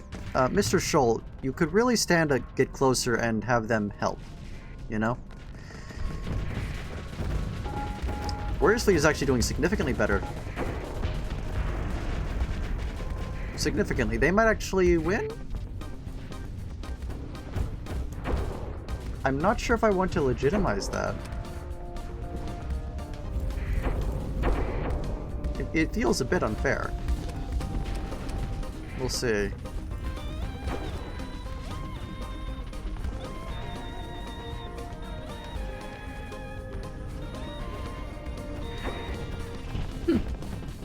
it's just me. It's a fight going a bit differently for some reason. More than a bit. Yeah. pressure's not there? Why is the shoal... These are meant to help, yes? I can't help but feel like it's sitting at harpoon range and going, what? I'm fine here? This is my zone. I shan't leave my zone. Oh, Scarecrow's managing to beat up the Skybreak. That is a sight to behold. And it just doesn't stop, it just keeps going.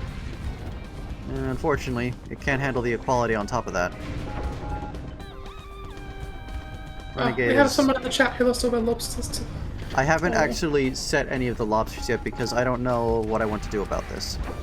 That's okay, I think they said they bet all the lobsters in the previous betting, which means they have none now. Poor dear. No, I hadn't clicked on that yet either. The lobsters are still in limbo. Don't worry, your lobsters are fine. Temporarily. Well, okay, now it's equally obvious who's going to win, and it's the other person. Wow, well, this is different. I don't think there are any Iron Hunters left. Well, they have to chase down the shoal, remember?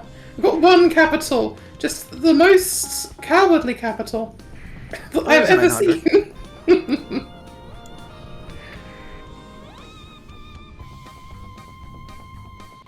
What are you doing? He's not tried to retreat yet, evidently.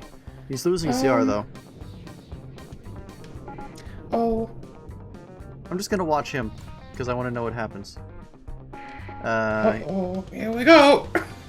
He's just going in circles. Oh, I know what's happening now! I get how this mod works. Oh, right. So the ships, right, they're just been given a normal combat AI, and when it asks them to retreat, it has a little tiny delay, and then it goes, wait, no, go back to combat, and it cancels out the retreat order. But the retreat order still happens. So if they're close enough to the bottom of the screen, they just leave. There's no time for the cancel of the retreat order. And that's what happened there. A crash? It's not because of that. This Ironhander is still a problem in this case, I think. But that is the essence. We're not actually going. It's going to be very unlikely to happen. What you had was like a 1 in 100. Streamer's curse. Ah. Alright, Shoal, now's your chance to shine. They're in front of your face. You idiot. Crash again.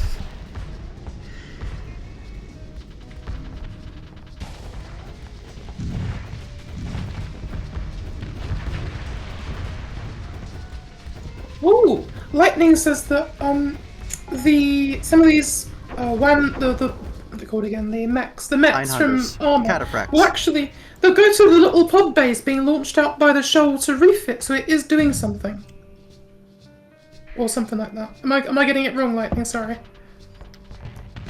No, I can see how that would work. So all these little bays are little refit zones for these not fighter frigates.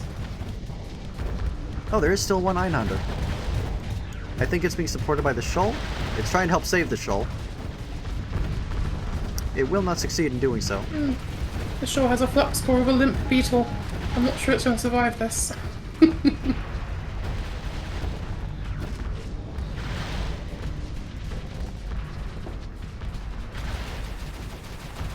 He's doing his best, bless him. Your defense is cracked like so many eggshells, he boasts. Doesn't work. I mean, does he have a name, Lightning? We've got a name to call this one Ironhander. What is this Einhander's name? Hold on. It's the Lissa. Okay. Go, Lissa. I see your power's down. Should I send you some nuclear energy?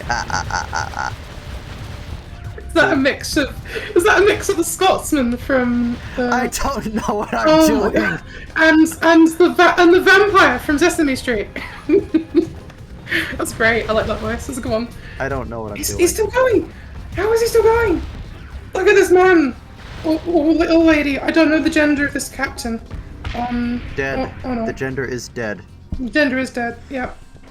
Gender is dead. Long live the matriarchy. I don't know what to do about this. It was very clear it was Lightning's victory before. Wow. Okay. Um, well, it didn't crash, so we have an upside. We have an upside. There was no crash. Gosh.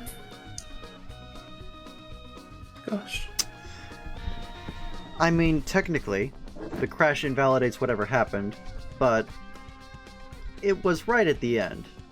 I was just about comfortable calling it because there was so little left that could possibly put up a fight. Yeah, the result flipped. What do you think, Yui? It's hard to call it, but you've technically given them a fair fight. I would, as much as I hate to say it, this one seems valid. We finished this one. Best of 3. It could be good. I have the time for best of 3. Should we do best of 3? We've got technically one win for one win for the other. We could do another one at the end or something. Let's do that. Hell yeah. One more time. This with passion, with feeling, with Lissa. We believe in you. Wait, how is Lissa spelled? Is it Lisa? Lillyssa. Oh, Lise. It's like Alyssa but without the A. Oh, okay. That's an interesting name. It's a nice name. Sticking with the Scots person, like combined with the vampire from Princess Mystery. I really like that. That's an interesting. It's a good guy. It's a good one. I have put on a lot of stupid accents over the course of streaming. It's fun. It's fun. It's part of the fun. All right. I mean, if you do enough of them, you just call it D&D. You know, Starsector D&D. Cool, Vera. We got a D&D. I actually have kind of liked the idea of doing D&D and like streaming it. So nice. There's a couple of systems that do work. For anyone out there who wants to do Starsector D&D but doesn't want to do it in D&D, we've got a couple that are out there. We've got Double Action Mayhem, which is made by someone who actually plays Starsector. It's not exactly Starsector, but it's pretty much a similar universe. You've got Lancer, which a lot of people know is just the space D&D. And there's Traveller and a couple of other ones that are quite good. So there's plenty of systems out there if you do want to do some very geeky role-playing in the Starsector universe. Oh, the show almost helped. All the drones were up there temporarily. Yay! I think what's happening here is the show's on cautious. And it already has a cautious AI and it has drones that have a tiny engagement distance. So this fleet isn't pushing as such as it is defending. And the show's sitting as far back as it can healthily sit because they're cautious. I think we're seeing a performance in between the two previous fights. I'm very sorry, Stern Cell. I have a habit of calling every system that is an RPG system D&D because I have pretty much only played D&D. I just call them TTRPGs. That is good. That works.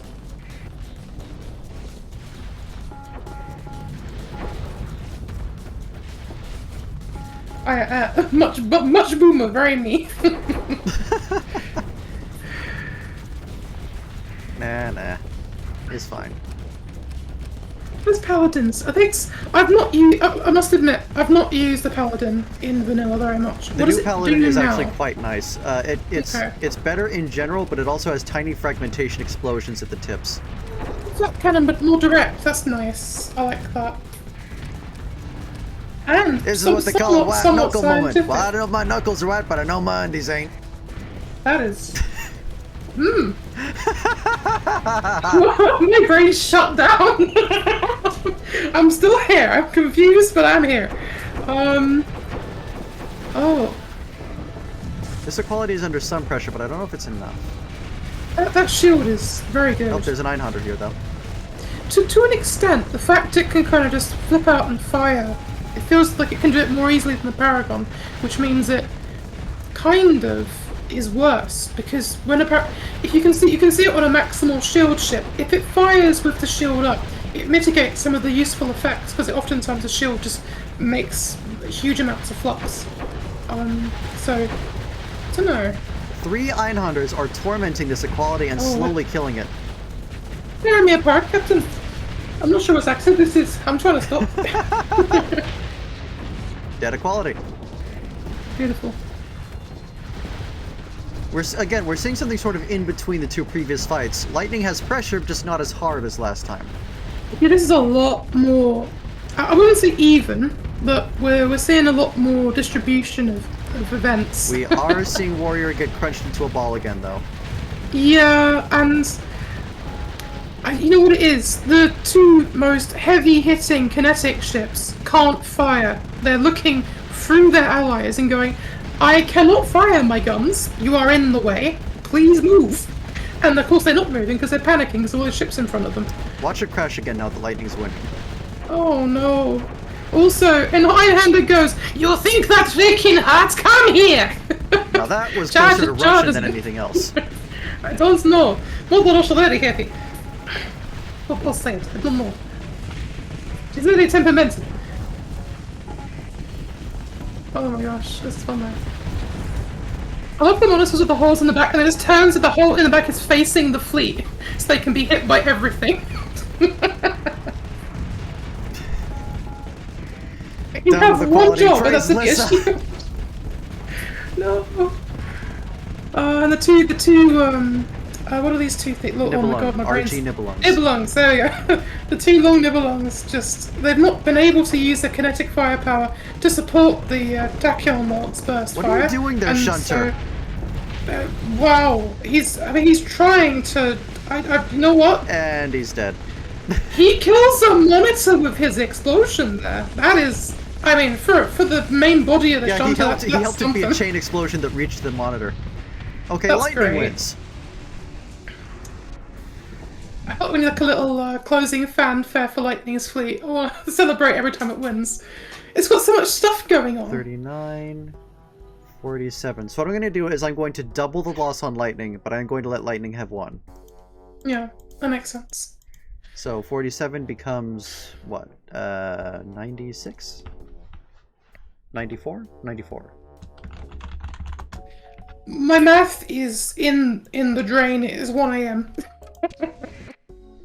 You're probably gonna get very bad answers from me if you ask me to do math. Sorry. Which means now the lobsters come down. Yay! Okay. That was only a mild disaster. Moving on. Moving on. How you got your lobsters back? I am British, yes. You British can tell lady because she from has Britain. that lovely accent. Got that wonderful, wonderful accent. I'm not sure. I really am not sure which accent people associate with Britain because there are so many different accents within our wonderful country. So I can answer that for you. It's not Yes. a specific accent. It's a series of traits that are common to all of the British accents, save the ones in Ireland and Scotland, which are incomprehensible. Yeah. There's this English speech pattern that is just very pleasant to listen to, even if the food isn't worth powder. Oh, I got my accent right. Oh my god. That's bizarre. No one gets my accent right. Sorry. Someone in the chat figured out where this accent came from.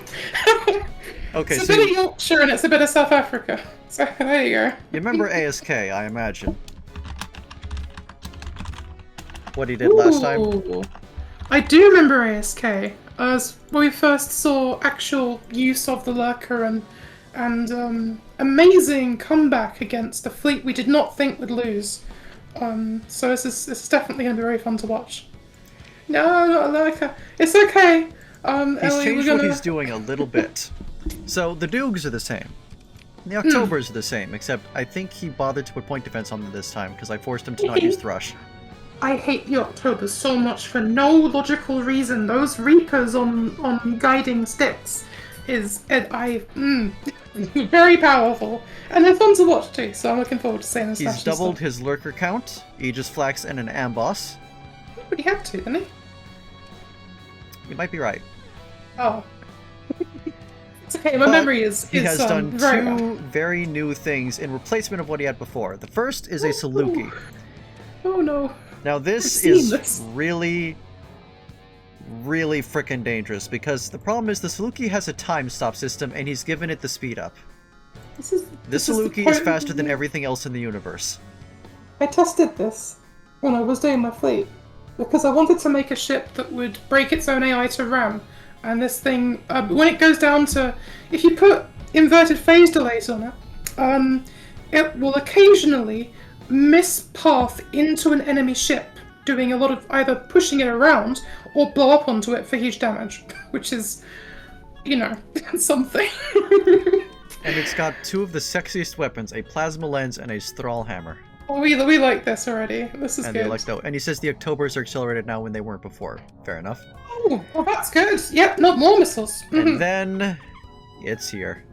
It's the baby lad. The one that sometimes works and sometimes sits in phase for the entire fight. We'll see. ASK has told me that he made the Excelsior work. Yay! And DR can look at the stream board and be happy. Hi DR, by the way. I know you look at these. Hi DR. Your Excelsior's gonna work this time. what about Wales? Oh, hello, dear. So yeah, I don't know if this Excelsior worked, but I'm very excited to find out. Bedstrap. So, ASK's fleet was so much fun to watch last time. I hope that it is similarly fun this time. What flavor of British are you? Oh, got flavour of British, am I? Well, I mean, I'm a bit of everything. You went Scottish for a minute there. I have a lot of Scottish friends. A bit of Yorkshire, a bit of London, a little bit of this, a little bit of that, a little bit of Kent, if you know where Kent is. And unfortunately, a bit of South Africa, because my accent has to be confusing. Family from South Africa. Right. British is good. Swedish band. There is a Swedish band called Kent. Sorry. Right. Nobody wants to bet on this at all, so we're just going. Let's go. Before I start giving unlicensed advertising to the Swedish band called Kent.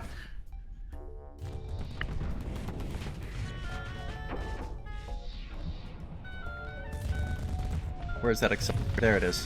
What's it doing? Nothing. Okay, that's fine. Where's the Saluki? Oh, it's already all the way over there. Okay, I have no idea what it's doing. Look at all this stuff.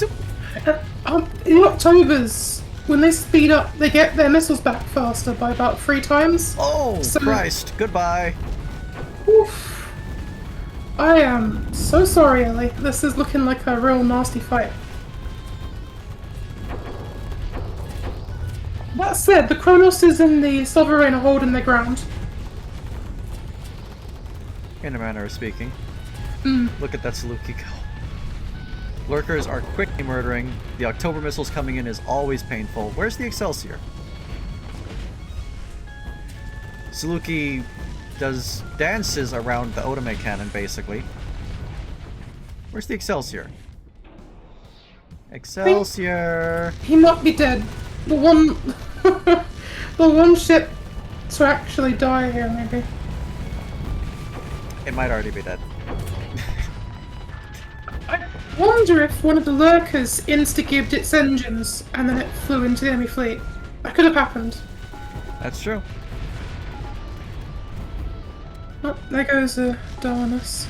Oh, October killed by a Kronos. The other October's in quite low health as well. Every time I see the time acceleration ship jump, I feel so nervous. What is it October gonna dead, do? Nibbling dead, Redbone dead, Saluki dead. What the hell killed it? What? A friendly Doom mine, apparently. Well, that's something. Kronos dead, down to a Darnus and the Sovereign. Sovereign's very difficult to pressure normally, but when there's 2 different ships on different sides and it's facing its shields the wrong way. Oh, the 60 DP low-tech capital is just drifting away. Bye, Darnus. Sorry. Oh, there's a Kronos left. I didn't see you there. And the time acceleration lets it keep up a little bit. A little bit. Kronos has really impressed me. They're really good. They're performing really well. Their output's great. And they've not died very easily, which is the main problem with the Kronos normally. Yeah, they're very well built. That was excessive.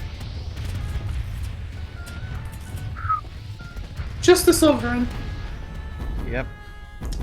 Fighting for his or her country. Uh-oh. Oh no. I like how you can see it coming. Yeah. That was not a sentence. That was. I don't know what that was. Okay. I don't think I DP adjusted the Octobers or the Excelsior, but I'm pretty sure I adjusted the Saluki. Let me check. Because I have to get this right. Did I adjust the Saluki? I didn't?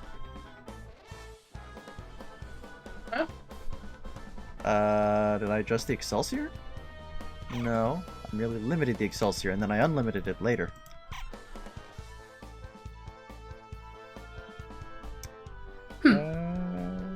You did, by -5. The frigate is only... I reduced the Excelsior by 5. Okay. Yeah, here it is. DP from 20 to 15. So, 15, 50, 110? Because I don't think I did anything to the October. Okay. Well, that is what I've come to expect from ASK, more or less. It's very, very quick to win, whatever the win is. Everybody who bet on ASK wins. None of you pricks bet. That was... Wait, how did no one bet? No one... I don't know. Maybe nobody was paying attention. Anyway. Yeah.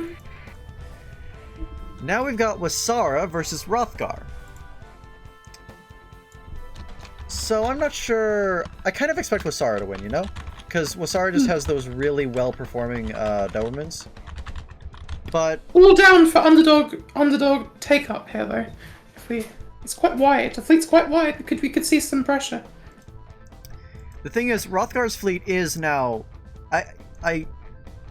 Just by fighting them, I feel like their fleet is a lot stronger than its first iteration was. Absolutely. Wasara's fleet hasn't changed, but it was a solid fleet to begin with. I know how dangerous Scalaris can be en masse. I've used them in campaign a far surprising amount against Paragons of all things.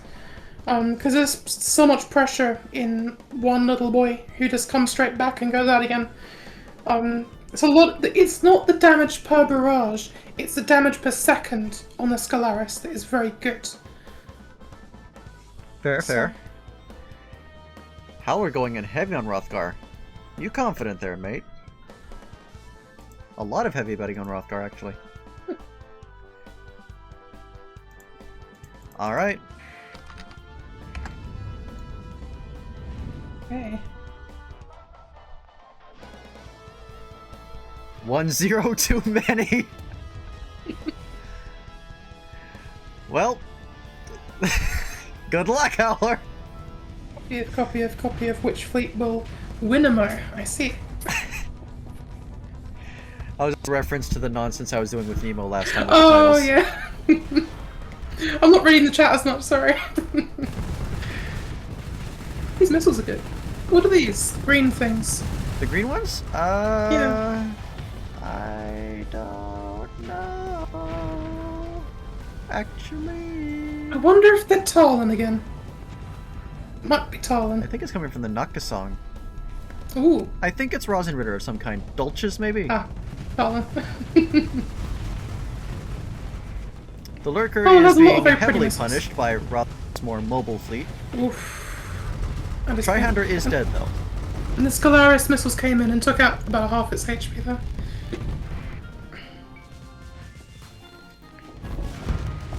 Paragon in front acting as a big old shield, while Doberman off the side shoots up the Liberator.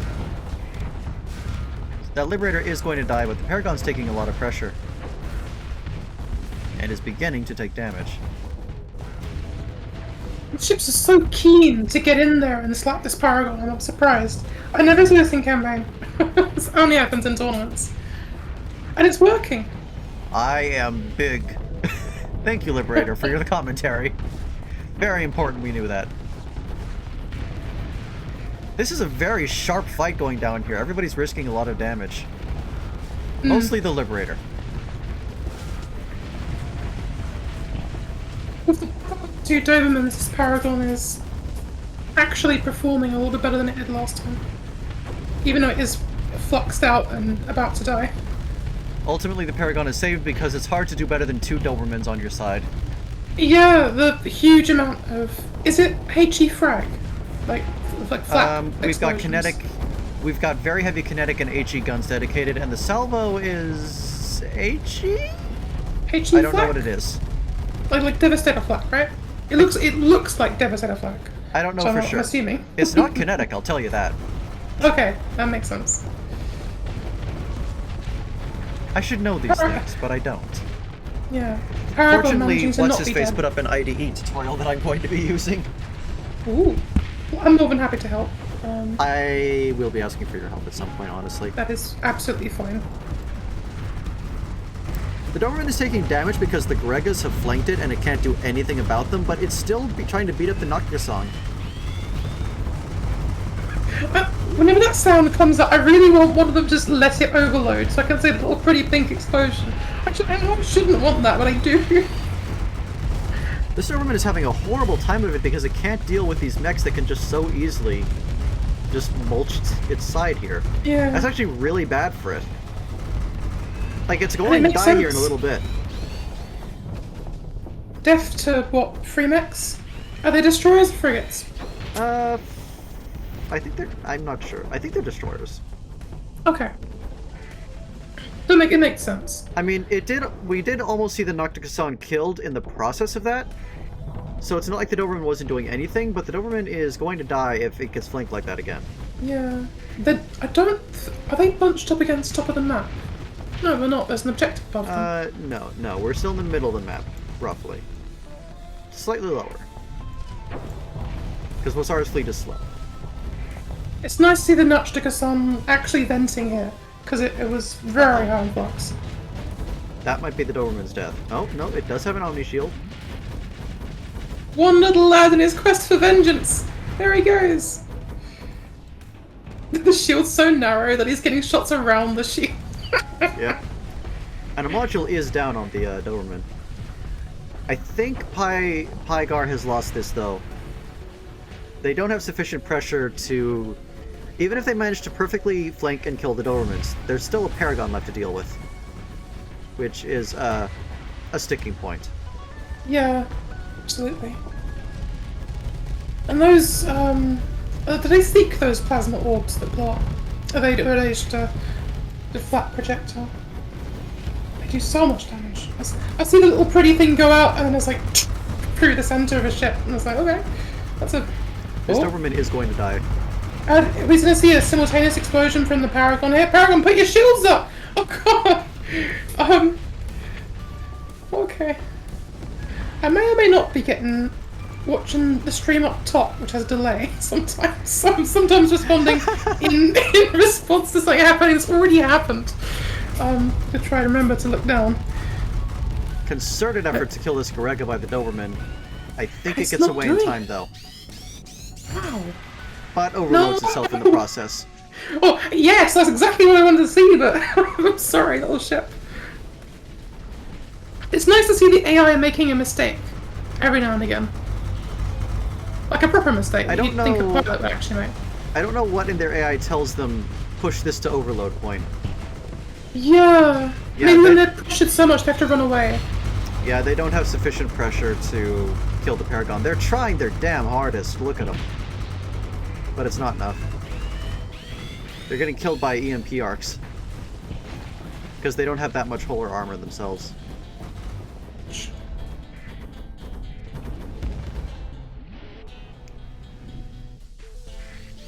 It was a nice fight, but overall Wasara has definitely won this. Yep. I can see the potential for Pygar to win, though. Absolutely. Not least of which because he was perfectly suited to kill those Dobermen, and did one of them. If that happened quicker, we might have seen a double flank, which would have been nice. But, Ouch. It is a much more impressive showing, though. Let's see. So 50, 95, 95 plus 8 is, what, 103? We're seeing, like, very punchy fights this time. Like, not a lot of shaming of any kind, except for something we're not talking about.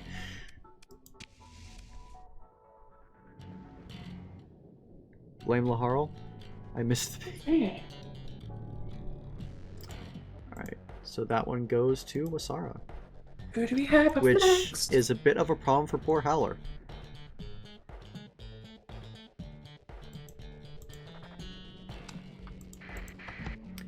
Lightning versus Akitsushima. Hmm. So, both fairly generalist fleets, both perfectly competent. I really don't know who's going to win this one. Wide versus fighter-centric wide. I think we're going to end up seeing the.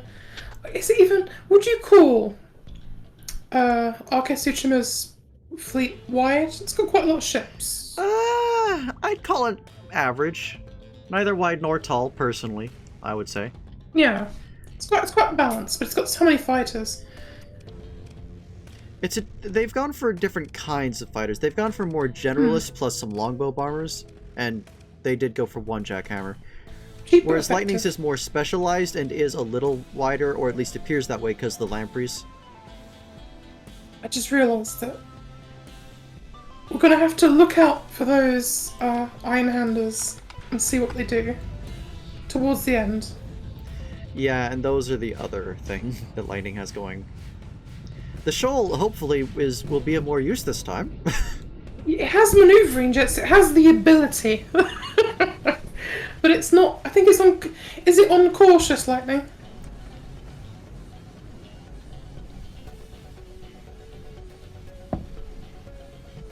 Find out later. Once again, some opening deaths to Tachyon just like in the prior fights. Yeah. Heavy strike, tiny ship. One of them. It's like a very soft cheese against hard object. That poor safety overridden Yeah. Mora charging into the front, Oh, that's fairly. and then backing off once he realizes how bad an idea that is. Where's the Renegade? The Renegade needs to get up here more quickly. It has a system for it, but it doesn't want to ram any of its friends. Shunter over here is on its way out. I found. When did I find this out? I think it was a couple of months ago. I found out the Renegade was sprited by Cicerin, the developer of Blackrock, actually, which was kind of interesting. I've seen Cicerin. I've seen their name Yes. all over Sprite credits, but I don't think I've ever seen them on the Discord. They're not very active on Discord. They're one of the original forum users, and they made because they're the BlackRock dev, so they're like very high profile because of the professionalism of their work, but not because of the. They're not very social usually. Fair. Very fair.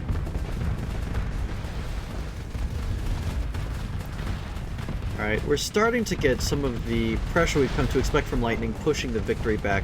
Not too hard Yeah. yet, though.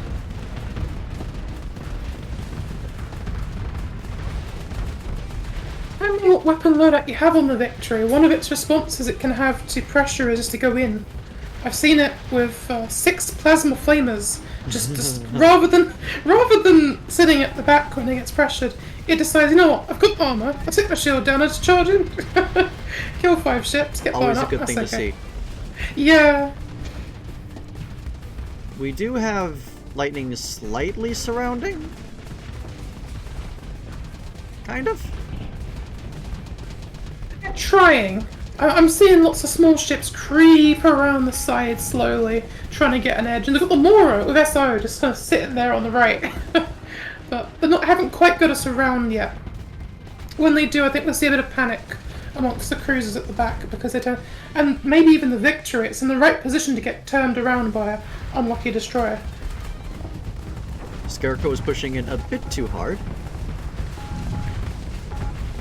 Although there is a more on the side for that Trajan. Yep, couple Atropo hits. Good. It's a deceptively survivable cruiser, but I'm not sure it can survive that much firepower. Overridden Mora trying to take out the Trajan all by itself. And doing really well. Yeah, it did some damage. It's sweet. It tickles me. There's something very clever about how this has been put together. I think that if Lightning wants to win, though, we need to see some deaths in Akitsu's fleet within the next 20 seconds. And that shoal needs to actually be on the battlefield. Where and the not frick is the drinking shoal? a tea in the It's drinking a tea in the There corner. it is. You're doing nothing! Ah. I mean, I'm sure it's resupplying the Einhanders, great, but it could help by being slightly closer.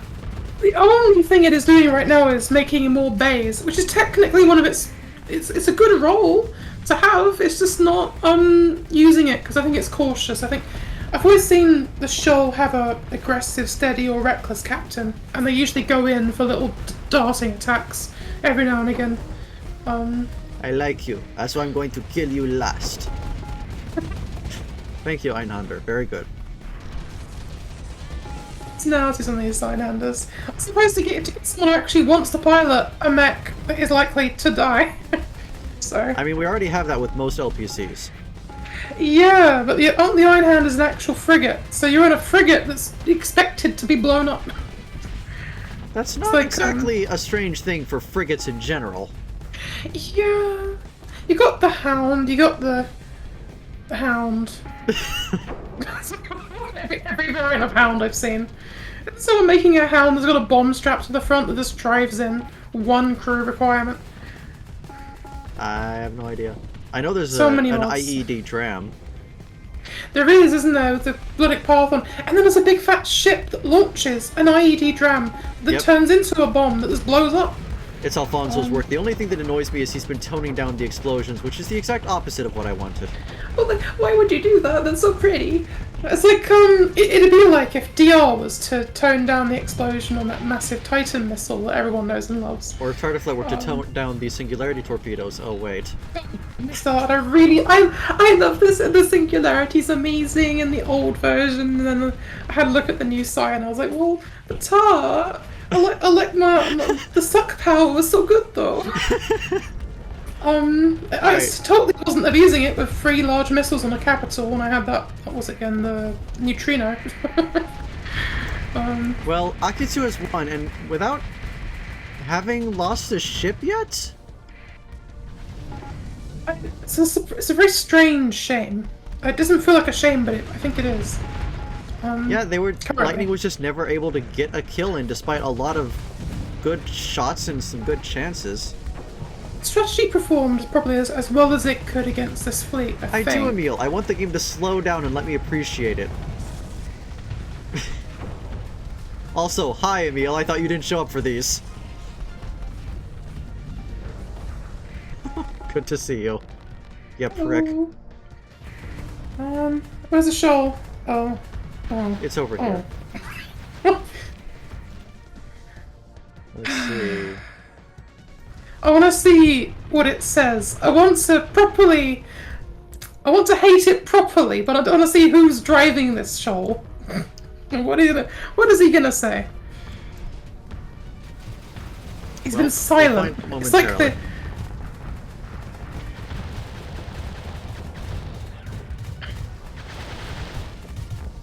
Perfect time slot for once. Yeah, that works for me. Nope, Shoal is not being particularly talkative. It's sitting just beyond the range it can send its drones in as well, which is bizarre. Because it knows when it can send its drones in as well. Ooh. Is that the Scarecrow on the right there? That ship has done so well this fight. It nearly died a number of times, and it just keeps going.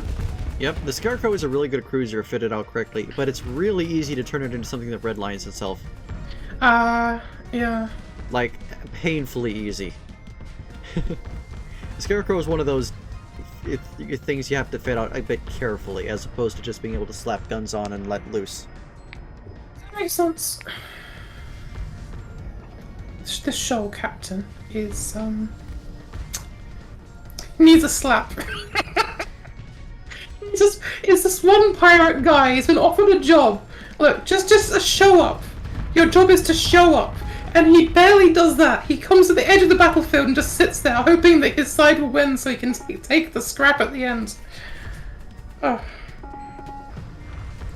I don't know how useful these drone factories would be if the shoal was close enough for them to matter, but it feels like it'd be more useful than what the shoal's doing now. Yeah, absolutely. Get to the battlefield, please.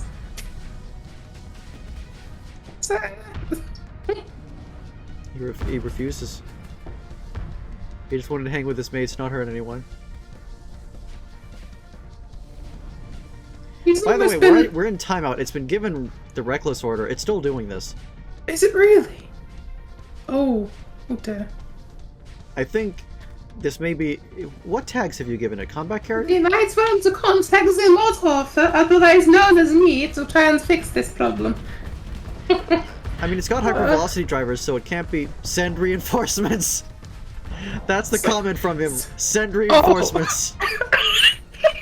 You are the reinforcements! You were supposed to be! All your little drones are the reinforcements, and you've been at the back of the map this entire time. Where do you think the reinforcements are? They're dead! You killed them! It was you! You deserve this. Cowards, stop hiding and fight! Excuse me? That's you! You were the coward! It's doing so badly with the pod bay earlier on when we've been swindled! All forces regroup. Were you planning on using harsh language? Here comes the reign of terror. Okay, so he's in denial is what he is. Reinforcements. You planning on using harsh language now? Yes, you moron! Oh boy. Right, and two retreated Einhunders. That's a bit sad. I don't know what causes them to do that. They retreated! They retreated and didn't crash the game. Well, I'm sorry. That's a shame. I am so sorry, Lightning. That is, Whew. And it probably is me, because I changed the show to try and work in combat, and it seems I've not...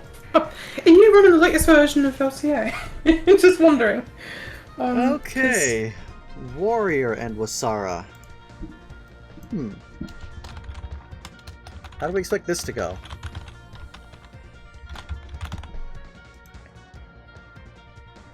Warrior and Wasara.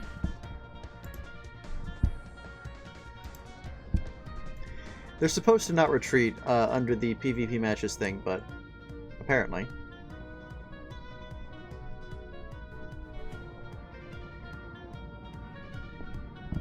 I think this would be an interesting fight. We've got a lurk, we've got some...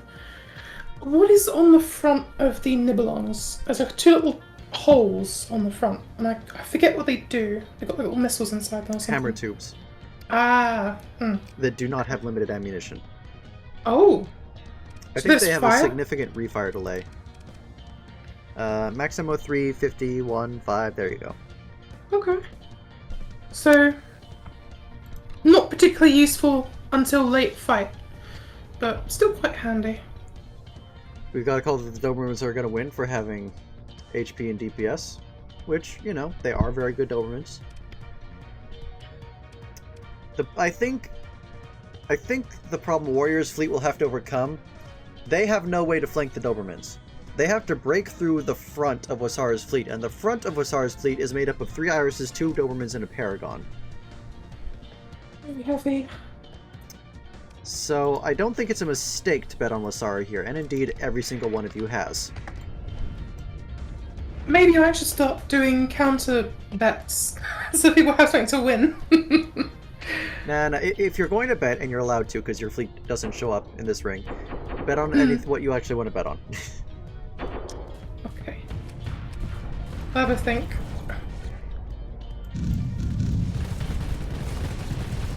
Although this lurker is probably going to get itself killed if it really wants to do this. It brings me so much joy to see it actually going in.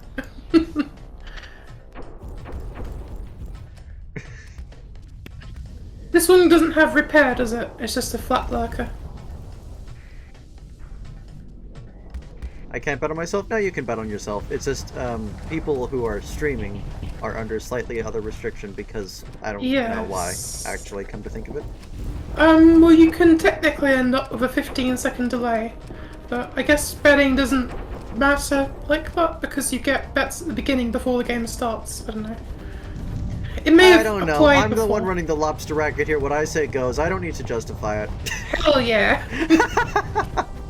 This is America. Well, for one of us, it is America. Yeah, so one of us it's America, for one of us it's wherever this is. Britain. Britain. Island on the coast. Our of cousins Europe. across the pond. Yeah. That Paragon could get broken if both equalities focus on it like they almost were. This Nibbling, on the other hand. That is a bad idea. No. It's doing so well there. It shows its engine and flips over. It's too thin for those armor cells to matter, actually.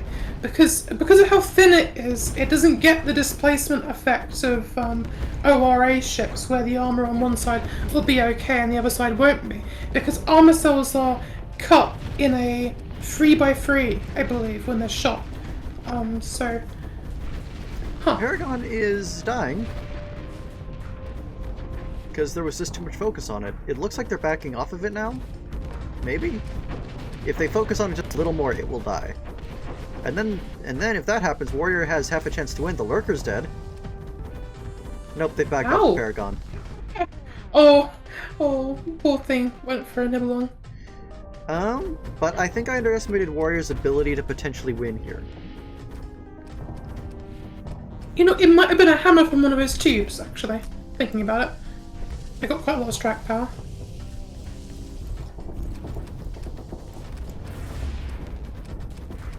Paragon's very low. Yep, they have to get through its flex again, though. Which... Can the Tachyon Lance get through with its EMP arc with energy damage through the shield when it's on Fortress mode? I have no idea. I think Fortress Shield prevents EMP arcing. Ah, okay. If both equalities would just get in there and stick the Paragon. Fighting chance acquired. One of them's going at it, kind of. It keeps staying right at the edge and letting the Paragon move out of range again, because it doesn't get close to the Doberman. So when the Paragon goes into Fortress Shield modes, ships still shoot it rather than waiting for the Fortress Shield to be over.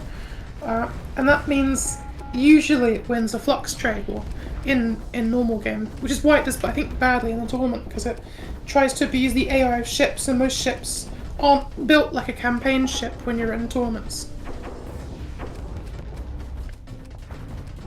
The support of those Doberman really is a sticking point with trying to kill this Paragon, but it's... Yeah. You keep coming very close, and then it takes its shields down, and then it vents a bit. Then it kind of just sits there. And it's shooting the Iris now instead, Golden. Yeah, we're having... The Irises really are like a destroyer-sized monitor, aren't they? Yeah. That one's been arced a little bit, but not enough.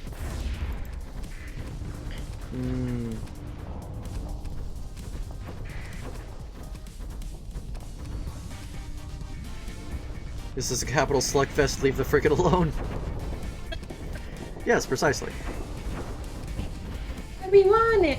It's like a kid going into like the doctor's and he's eyeing the candy in the corner of the room in a little pot, waiting for the doctor to give him the candy, and that's what the Iris is. It's the pot of candy. Peregrine on the right side is dead.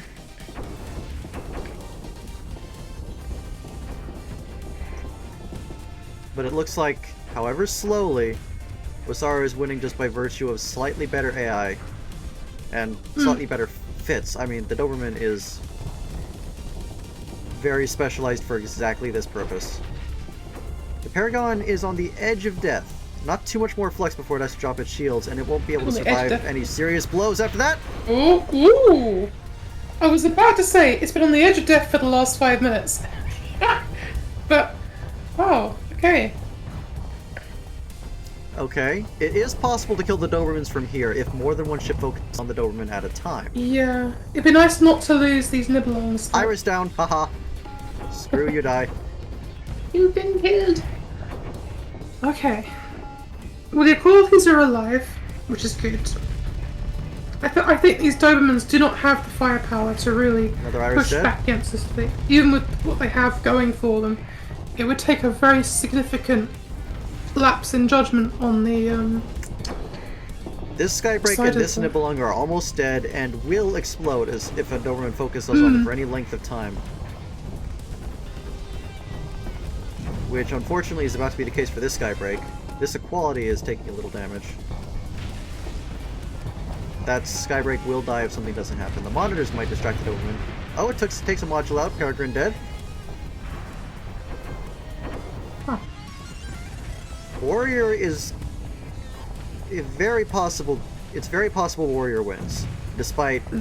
Oh, okay. So we're everyone's lack of losing confidence. these two ships now, are we? That Nibelung on the right's about to go down. Yep, but that Doberman is down. So this is it.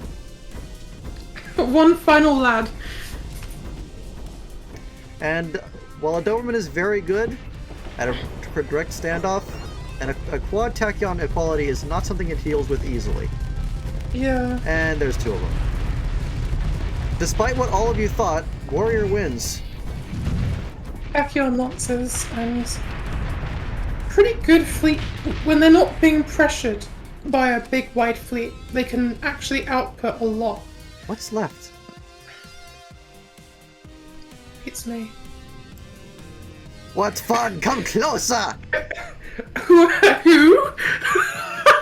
As a Tempest, having a duel with a ship that should not be able to kill it. I am so sorry, Tempest. So many pretty lights! Captain, those are warnings. We need to get out of here. Oh, I feel bad. If he retreats, please retreat. I want whoever the hell's in The that. shields are gone! Where's my beer? Oh. Who is this man? Who is this drunken man piloting a Tempest? They only lost the Red Guard Nibelung. None of you bet on Warrior, but Warrior wins. Wait. So this means, does the pot go into the void? Does like a pocket of holding open up and swallow all of the lobsters? The pot goes into Lahar. Not actually. I think it goes into the void, but... Yeah. I'm gonna go to the phase space. We shunt it into phase space. Sorry, lobsters. Sorry, already.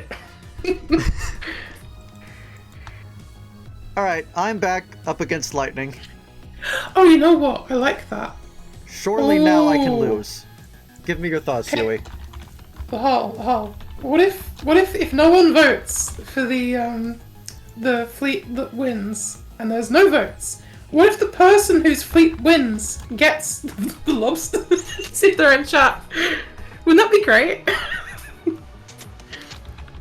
Like as a no confidence win. Also, I think you might win this fight just because of your bafflers. Sorry. Here, Warrior, have a bunch of lobsters. Right. So, what do you think this fight's going to look like, Yui? I think we're going to see bafflers shred a lot of fighters. And we're going to see, hopefully, some... I want to say I think the show's going to sit in the corner, frankly. I have no confidence in this captain. I think he's going to do terribly. Other than that, Lightning's fleet is... Generally, the AI has been good, apart from the show. I think you're going to win the hull. I'm sorry. The bafflers are really good. Come on! I hope I don't... You have reliable baffler support next to some really, really good capitals, and that's all you need. I think my choices of fighters helped too, but... Yeah, and you got... How many Cobras are there in your fleet? Just two. You're seeing our Lancers, actually. Juno Mark 2s. And Vic Vipers. I went for Red Engine Fun, and then for Flamethrowers, because... They look like Reapers, but they're Fighter Reapers. And it's really cool.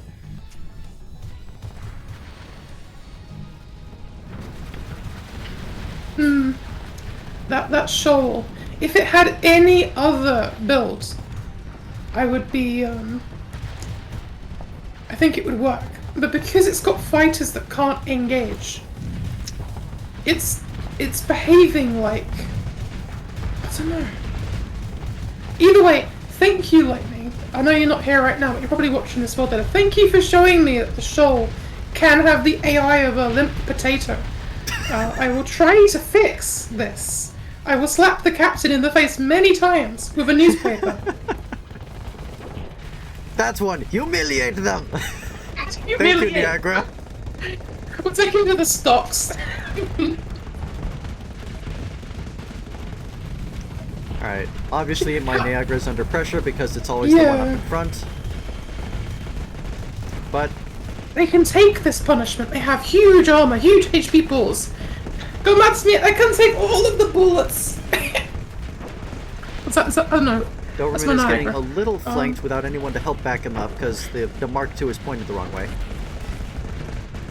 I do like the Niagara's actually going in front and tanking here. I think it's good.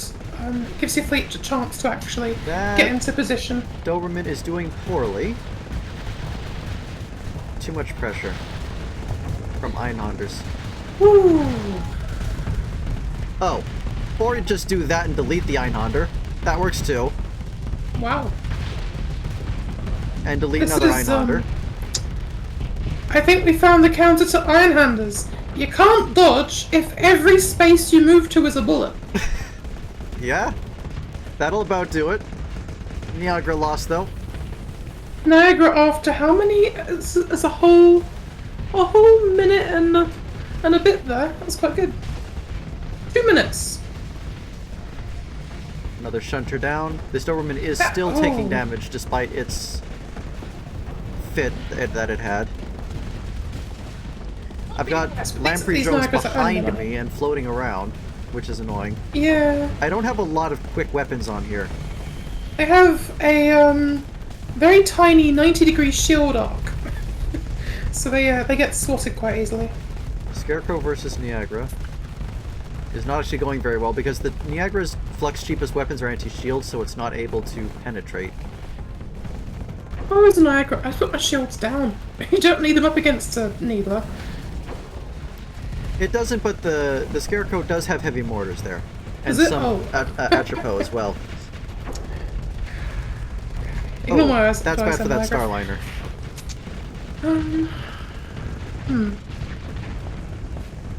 Once again, Starliner left with a shred of HP. Yeah. You're outvaluing the enemy here. And yes, I'm going to refer to every other fleet that you fight as the enemy. Because I am very much betting on it. I want your fleet to win. It's very fun to watch. Can't dodge if every space is a bullet. I am a Toho player, and that's still true. There need to be a few spaces that aren't bullets. Question. Yes. Sir, your pirate Dobermans, do they have AAF? Oh, no. What system do they have? I never looked at it. And every now and again, I see them do this. Oh, what is maybe this? They do have AAF. They do this, they go, do you steal the fuels to negotiate? And then they fire a big barrage.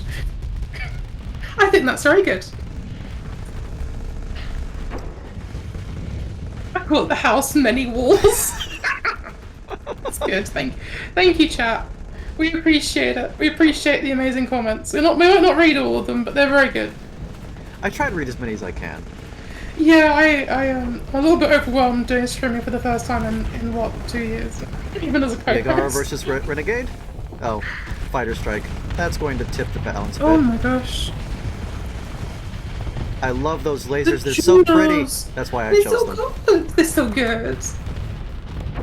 It's not what you expect it to shoot as well. Like, it's a little tiny fighter and it's like, it's like I like that. That's good. They have quite a charge up and they freeze their position upon starting to charge those, so it's kind of hard to get them to hit things that are smaller than capitals.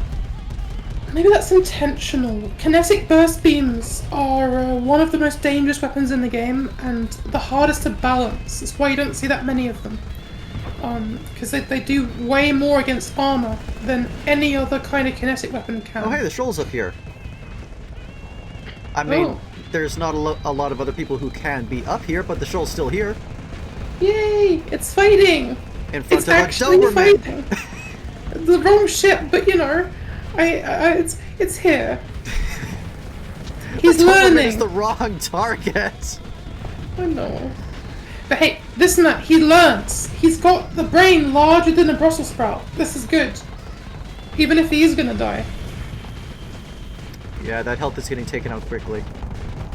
Yeah. And an overload. So many of the Doberman shots are being blocked by the millions of drones, but enough went through to take it to about half, it looks like. The Renegade is backing off, actually, for some reason.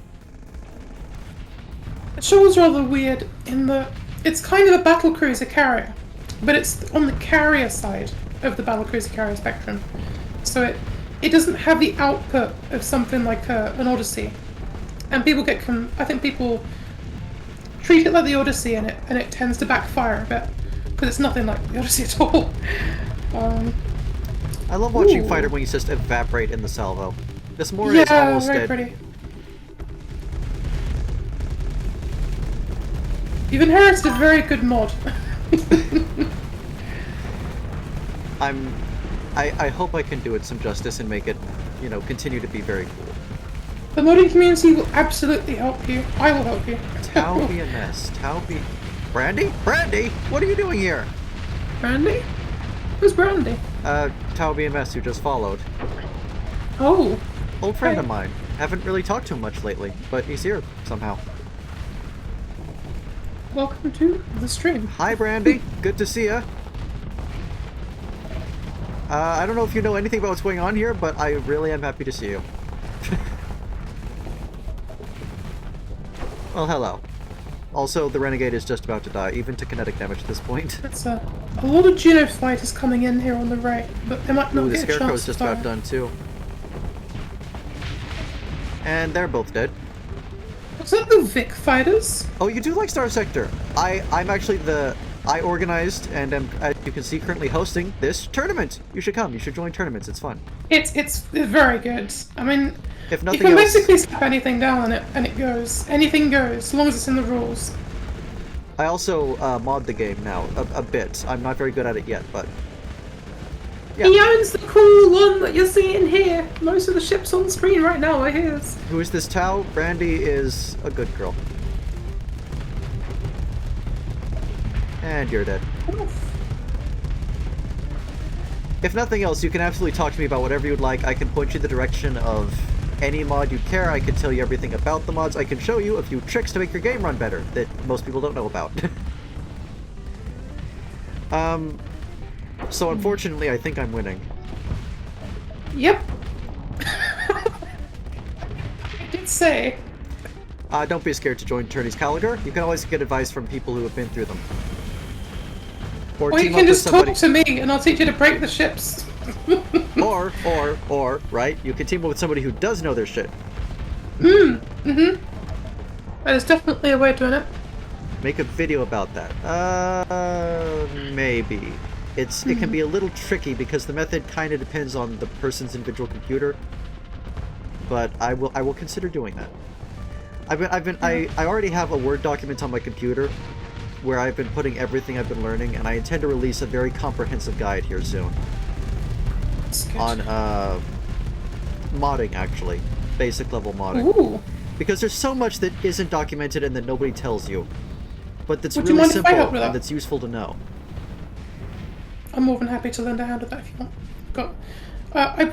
I know a bit of basic level scripting that could help. If you'd like the help. I will always accept help. All that's left is the shoal and this bay. Go to its name, just a bay. Just one fighter bay. With engines that keep fluttering out. Yeah, the modding isn't actually that hard if you have half an idea what you're doing, which is why the lack of documentation and information bothers me so much. Ooh, this is so many fighters to one little frigate. Oh. Pretty, though. I'm sorry, there's Even nothing the wreckage left. got vaporized. Gone. Then it does to atoms. I'm sorry. Yui and I are both technically mod authors, except she is significantly better. She made Low Tech Armada, which is really cool, has a lot of neat stuff. Let me finish my sentence! Very cool stuff. I am technically in charge of ED Shipyards, which includes this thing here, but I just inherited it because the guy didn't want to do it anymore, and my previous work consists of one awful kit bash. So... I'm going to try and live up to what I've inherited, but we'll see how that goes. Hey, you see, at least you're going to get a more comprehensive understanding of it from the tournament. Which would be Yeah, I Very have a handy, good I think. understanding of what things to adjust now, at least. Please stop that, Howard. Ah, yes, the Gremlin Ultra. Okay. Weird, side topic. I was gonna make I'll be a... back! Oh my word. Sorry, I wanted to catch what the shoal That's... said. Oh, no, that's great. He'll be back again. We'll see him again and he'll die again at the last... It's the last ship in the entire... It's not like, some of these other ships we've seen as last ships. He's distinctly coward. It's a distinct coward. Friggin' shoal. If you like walls of guns, then you're in for a treat every time my fleet's on. Yeah. You got 4 of them, don't you? No, you've got 6 of them. Because you've got the carriers of the bafflers. Yep, and the fish kill actually has 2 bafflers as well. But even more. Like, as you can see, 2 bafflers, tons of talon rails, the fisher, and then just the cheapest point defense I could possibly have. Okay. Well, unfortunately, I've won again. I'm not okay with Fortunately, this is great. This is good watching, you know? We've gained 6 people. Okay. Hrothgar and Akitsu. Okay.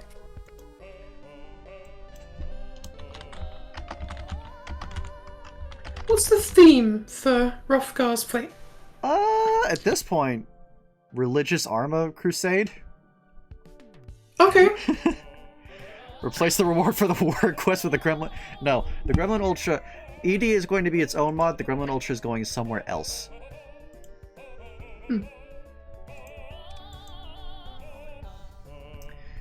And then Akitsu just has a very generalist fleet, I think.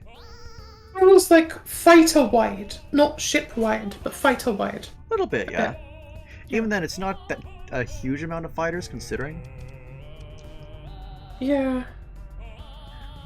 It's funny, I was expecting people to get back to me and go, could you do something about the jackhammer, but so few people have actually used the jackhammer that I don't think it's become a problem. It's got a Mjolnir on the left arm, and I think this thing's got a jackhammer as well. If you think that's a lot of copies, you should go and watch the video for the last match, where I really took it to the point of absurdity. No, it's not the 5th match, it's the... What match are we on? Copy of which fleet will win a Mo's that we're on. 10th match? 10th match. 10th match. Nobody bet on Hrothgar, so... Hrothgar and Pies are both in for a lobster windfall if they win this anyway. And again, I do think it's a mistake to assume that Hrothgar's fleet is weak. It's definitely much better than it was in its first iteration. This has got the potential to destroy a fleet. You know, this is going to sound really sad. You know what a fleet I think it would do very well against? Oh yeah, Jackhammer is also the name of that one neutrino capital I really love. Oh yeah. Oops. Don't worry about it. I will hopefully you'll contact me and we can figure something out. I forgot about that. Neutrino is weird. Like, their naming convention is half tools and half just stuff. Yeah. Like, you've got Pile Driver, what's the one? Lathe, Jackhammer, Banshee. That's not a tool. Not that many people know what a lathe is. That's neat. The only reason I know what a lathe is, I did a level 2 engineering course ages ago and I had to use a lathe. Not nasty bit of machinery that, but they're very yeah. Nobody knows what they are. They've seen them. They said.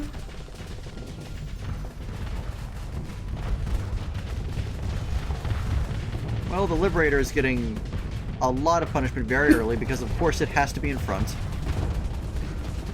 It's the thing that spins stuff round and round and the blade sits still. I also know about an autoclave, which I think is very cool stuff. Yeah, a lot of the stuff you use in mechanical engineering is really cool, but the courses that you would study for mechanical engineering tend to be pretty, I don't want to say this, but deceptive in their marketing, so don't do them. I only know about an autoclave because my fiance worked in a biology research lab. Not biology. Biology? It was about wound healing, wasn't it, sweetheart? Whatever, it was cool. Ooh, okay. Yeah.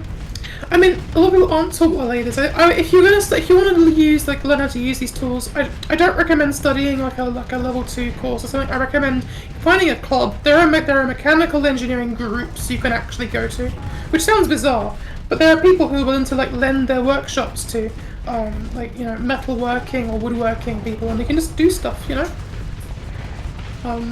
It's like the prime kind of, oh, you want a windscreen wiper for your car? Make one.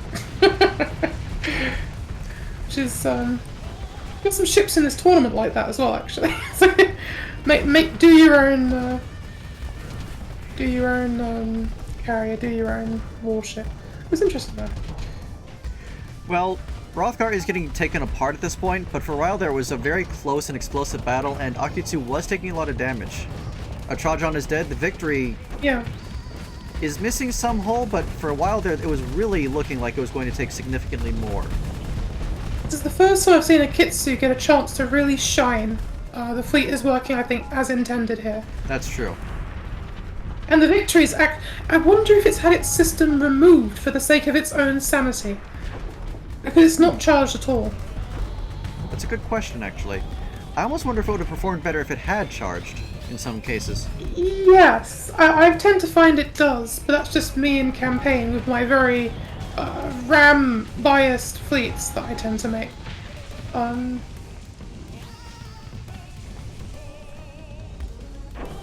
That ship overload. Yeah, the Skybreak over here overloaded to... Rothgar's fleet is very punchy. Yeah. Unfortunately, there wasn't follow-up on it, which is bad, because the Skybreak isn't exactly massive on hull and armor. It's like a high-tech ship wearing a mid-tech skin. Like the Sunder. You know how the Sunder's very much like a high-tech, mid-tech ship? Yeah. It feels like a Sunder, but huge. And I like that. I think that's good. I think we need more of those. The update that contained the Skybreak here was called Sunderist. Ah, well, maybe I'm not too far off. I keep calling it Skybreak. Wasn't it renamed? Might be. I'm just going by whatever you call them.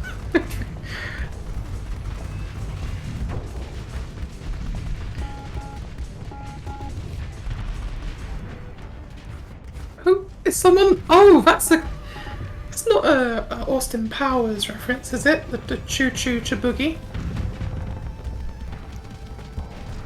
Maybe it is. I don't know. There's so many references in these. If you get back into Starsector Brandy, I will absolutely tell you everything I know. I play the game with 100 mods at all times, and I just play the hell out of it.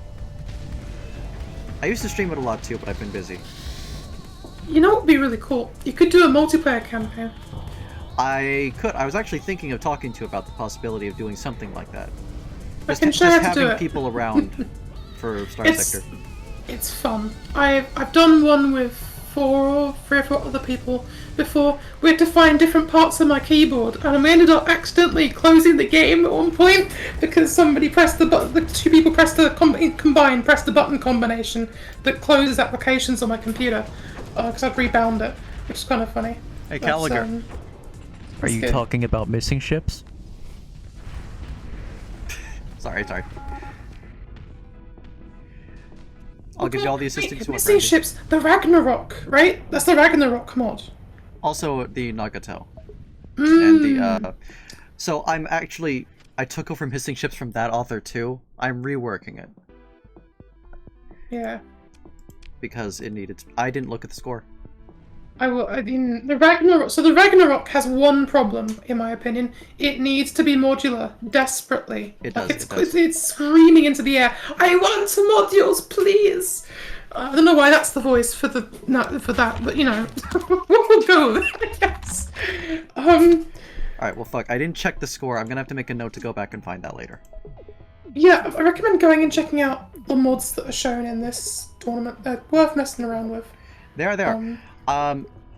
If anyone wants, I have a close to encyclopedic knowledge of 75% of all the mods in existence. And at least a passing knowledge of the rest. Yeah. Some of them, I think, like, some of them are quite big and hard to get into easily. Like, my mod's bad for that. God. As a LTA is bad for getting into easily because there's so much stuff. But the rest of them are actually they're small enough that you can get a nice taste for them when you jump in, I think. Which is good. Hold on. This isn't right. Hold on. What's happened? Hold on. Wrong match order. Squeak, squeak! This is supposed to be Lightning versus ASK. There we go. Reset it. Right. I'm curious as to how this is going to go. We need the Dukes to actually push properly here. Because if they don't, I think Lightning's fleet will just curl around it like a white blood cell and go yum. The thing is, ASK's fleet is all about demented speed and completely destroying battle lines. Yeah, and Lightning's fleet never. Am I right in saying Lightning's fleet never has a battle line because they're always in the enemy's face? Except for the Shoal. Except for the Shoal, which is the opposite. It doesn't want to be anywhere near the combat, and if it ever gets close, it panics. Which I don't understand. The man who rides that ship has the utmost disrespect from me. It feels like he's doing it to BM the person who put the fleet together each time. I know, it hurts. It hurts. It does. It really does. I'm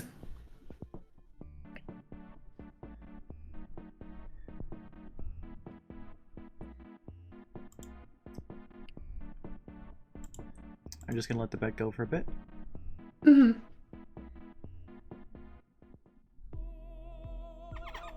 So, I have a bit of news. The Lamprey Shunter isn't finished. Everyone's been using it. Lamprey Shunter is supposed to have a whole mod where if you tab it over, you can change the loadouts on the two frigates on the side. It doesn't do that yet, so you're stuck with the worst loadout you could possibly have on them. People still seem to want to use them, which I just nice, I guess. Two lurkers. Those Octobers, look at all of those missiles! Well, ASK is being pushed back. In no small part because of the Einhanders, I think. But... yeah, but look at the output from those Octobers. Every time they launch a barrage, that's a Reaper. That's a Reaper that goes really fast, and oof. Lurker went over there and just zapped a bunch of fighters. The other Lurker jumps right on top of him. I can't tell if that was good or somewhere bad. to I don't know what. I think a Duke did a bunch of mines. Most The likely. thing with the Duke is, it makes a bunch of mines, and then it pushes the ship into the mines it makes, which is both clever and horrifying. I wish the Doom did that, actually. I think it'd be more interesting than just, I place mines that have a bigger explosion radius than the visual sprite. Because when they explode, their actual explosion radius is about 1.2 times the actual image of the explosion that you get. So people get very confused. They get hit by them from ages away. And even the AI doesn't know how large the explosion radius is. The Sluki is taking Sorry, too damage, technical. but it's also getting kills. Yeah. Like, watching that ship just speed across the battle, the temporal one. It's gonna do it again here shortly, I think. I didn't really do anything with it though.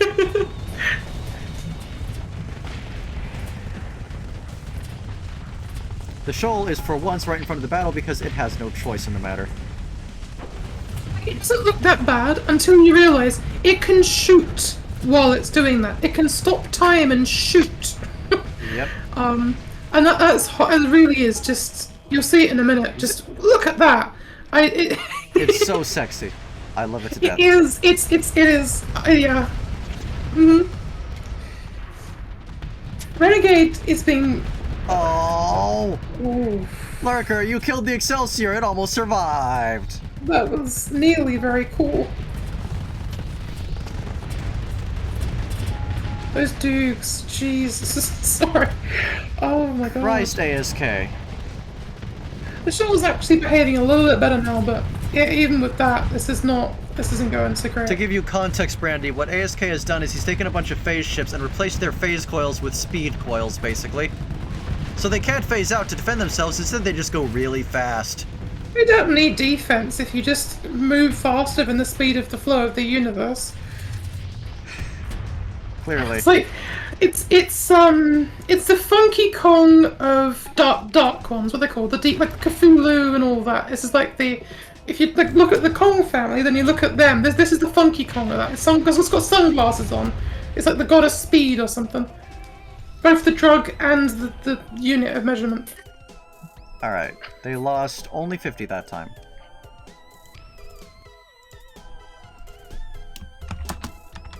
So not quite as self-destructive as the previous fight. So now we're going to do Hrothgar versus Eleanor, which should be interesting. Because on the one hand, you know, Hrothgar's fleet is performing decently, but Eleanor's fleet is really, really good. Interesting, because the Sovereign, I thought it would do more output, but the Cronoses are what's really carrying Ellie's fleet at the moment, and they're doing a lot of damage. Here's some lobsters for everyone. Nice refresher. Here's the bets. After this one, I wanted a short break to get a drink because I've run out of off-brand lemonade. That's fine. I'm out of water, so I'm gonna go get some rum at the same time as you. Brilliant. Christ, it's already 8 o'clock.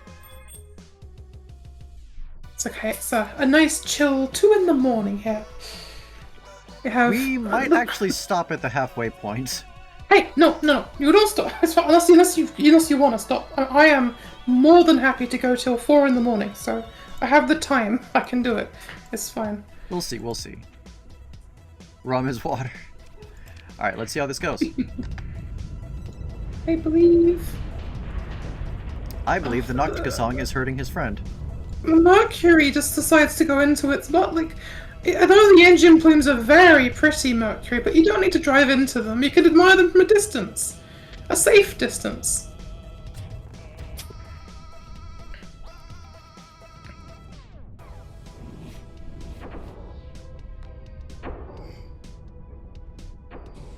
Okay. So how is this gonna go? Okay, so... Ooh, immediate damage to the Kronos.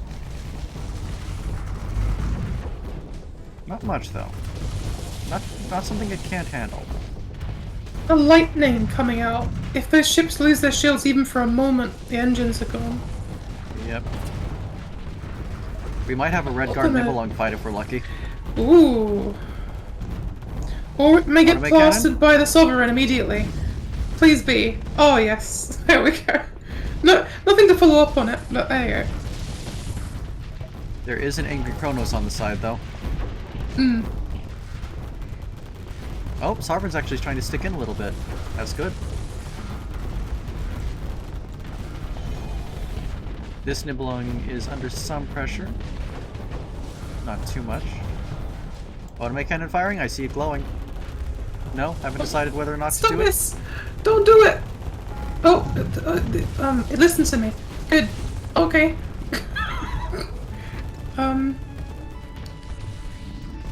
Having trouble getting kills on either side right now. Yeah. To an extent, this is really bad because the Sovereign is a 60 DP low-tech capital, not a 40 DP one, so being held up by it's like a Paragon getting distracted by one onslaught and nothing else. And the onslaught winning. The shotgun missiles are the Nixuses, which were made by my co-host here. Hello, I exist. I'm a modder. I can make things sometimes.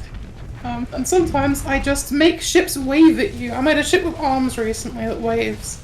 But, still trying to balance it. I very much like the Nixus missile, yeah. There are a couple modded missiles that act similarly. The Jaya is the most similar, but there are some crucial differences. That Kronos is going to die to the Trihundred Gareg if it's not careful. I did make the lurker as well, Calico, yeah. You know, in the early iterations, suicided when it jumped, killing everything when it jumped to it. And I changed that because people complained. It wasn't even released and people were complaining. But yes. I enjoy modding. Modding is very fun. I think if more people got into modding, we'd see more content. Oh, Kronos dead. Like armor and stuff. It's the Arma mechs.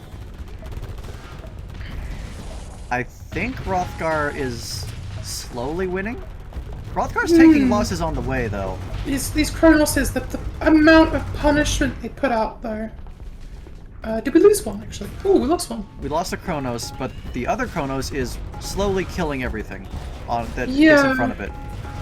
The Sovereign is still dueling with the Liberator, and that duel is still going nowhere.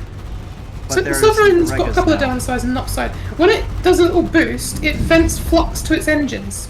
So it actually lowers its flux when it uses its speed system. In exchange, the speed system sucks. And its shields are very tiny for a capital ship. So it struggles a little bit. The Sovereign is now facing the problem that there are things behind it that it cannot deal with. You do not want to get hit in the face by the Otome. Surviving somehow. Not enough pressure. You know what I think would do really well here? Because the Otome is a shield cracker at its heart. It'd be lovely to see some bafflers on the front of this thing. Can you imagine that? 2 bafflers and the Otome. That would be pretty cool. The bafflers aren't at quite the same speed, though. I don't think they'd tune up at the same time well enough. Yeah, that's fair. I can't art, bribe a spriter. Or seduce a spriter, that's what I did. Yeah. Any ship that has cluster missiles is my favorite now. Quite a few ships went for Nixus missiles in the tournament, so...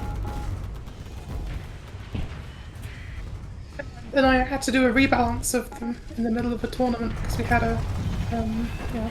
Yeah. That's okay though, I'm fine doing that. Oh my word! Nice hit.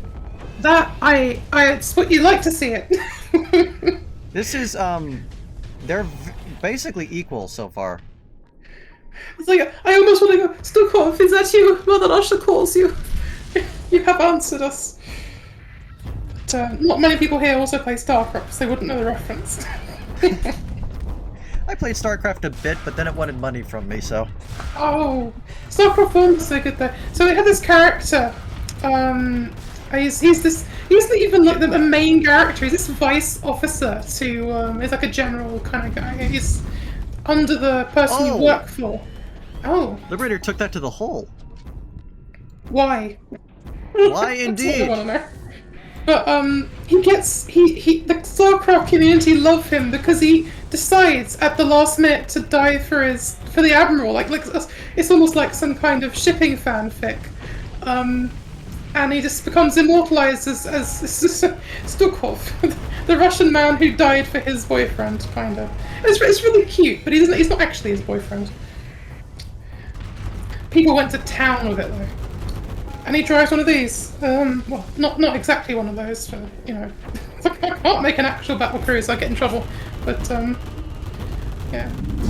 Sorry, I'm rambling, aren't I? It took it on the hole again! Why?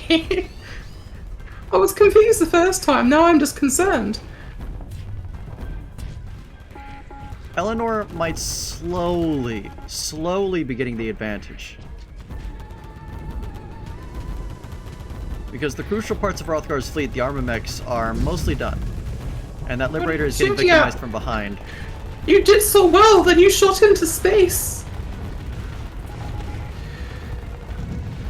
He's doing a good job blocking these missiles though, because if they actually hit, he'd be losing like a quarter of his hull every time. Yep. Sorry for my rambling, by the way. I'm very sidetracked in these streams. I made the mistake of paying for Crusader Kings 2, and then the third one came out, and I'm not spending money on Paradox for a while. Out of spite. Fair. That is very fair. But no, the only game from Paradox that I really got into was Teleglitch, which is this little tiny isometric, top-down, weird little. I saw that. I wasn't Shooter. sure what to think of it. I'm weird, right? I like playing games like as though you got like a friend on the couch next to you. So I'd run it through Parsec, and every time one of us died, a new person would do a run on Teleglitch, which made it really great to just mess around with. It's the same kind of reason I play Starsector multiplayer sometimes, because I think it adds a bit of something that you don't get very often in games, which is the feeling of being on the couch next to someone just hanging out playing a video game. Yeah. Which is cool. I can't get Parsec to work. Yeah, not every one of them works. I don't know. Okay, well, Eleanor did win, but that took a long time. That What a was fight, though. not an easy fight. 27, 28... We actually saw the Sovereign hit something. which is good. But nobody bet on Rothgar, so... I will have a look, Warrior, at Overcooked, actually. I was considering it. It's just, every time I try to play it, the connection's been terrible. At least with Starsector, you don't need to have a brilliant connection to play, because you just shove the person with the bad connection in Onslaught, and then they have a big shoot button they can just jam down. Okay, potentially last fight, because we're at the halfway point, is myself versus Warrior. And if I win this, it means I will have won more fights than I'll have lost, so I really need to not win this. I have a brilliant response to this. Oh, do you? I'm waiting for the new, there we go. Right. A new contest has started. Copy of which fleet will win a mer. And I'm gonna bet, what's the valid, Lahore? And we're gonna go 5, 0, 0, 0. There you go. That's my bet on you. Please don't. Oh, sorry, that sounded really serious. I believe. I can't help but believe in your fleet after what I've seen it do. I do like laser light shows, so I kind of want Warrior to win. Yeah. Howler. 666. I know you're my moderator, that doesn't mean you're required to be on my side. How much of my lobsters is that? If I lose, how much do I lose for second points? Ooh! Oh dear. Okay. Lost. I mean, that's fine.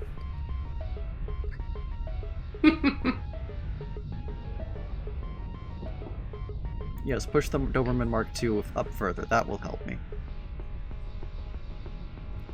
Alright, you are up way too front. Please come back. Behave. I don't think the Niagara knows how to behave. I don't know. The Hedgehog one always struck me as just distinctly worse, but that's just me. Well, that Niagara is going to die, but I'm used to that at this point.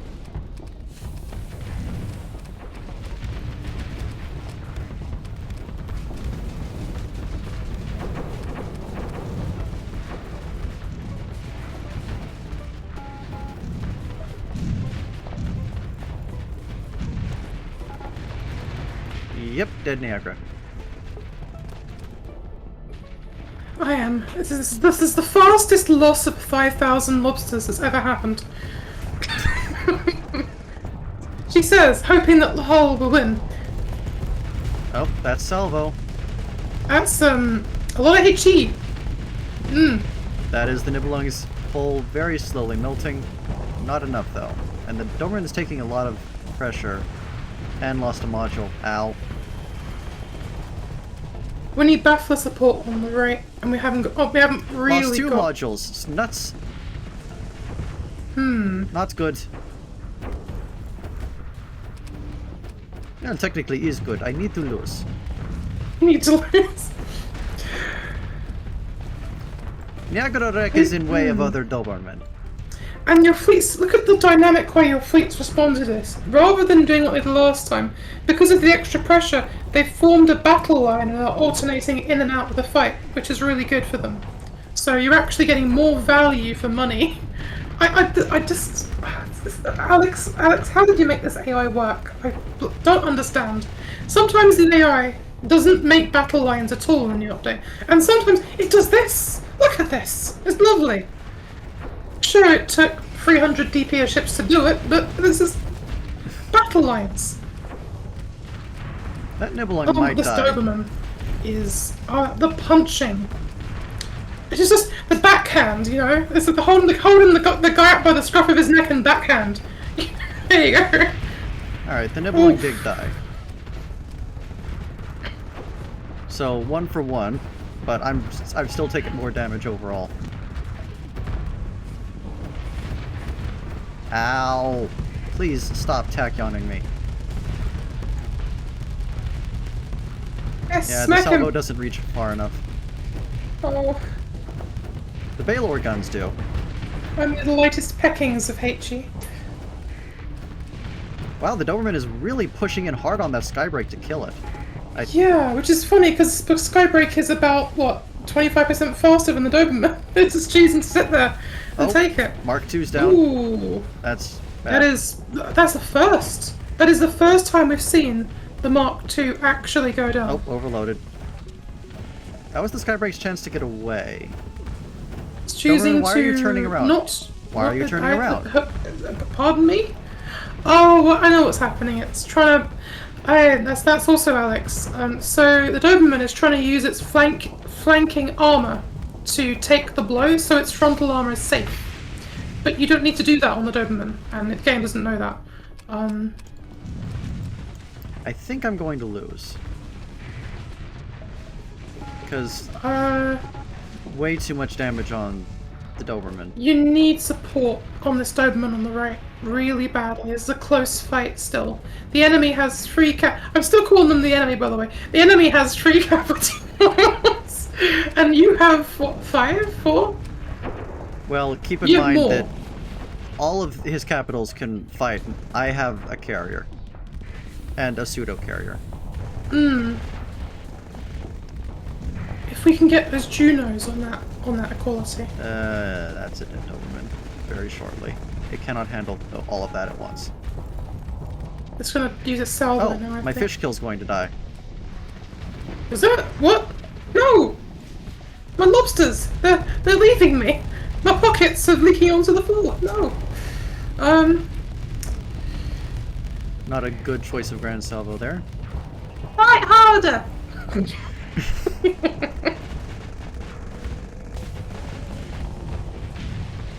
Niagara down. Okay. Gosh, you really are having trouble this time. Good. The fish kill looks like it's already blown up, doesn't it? Look at all that red. Yeah, it's been minced. It's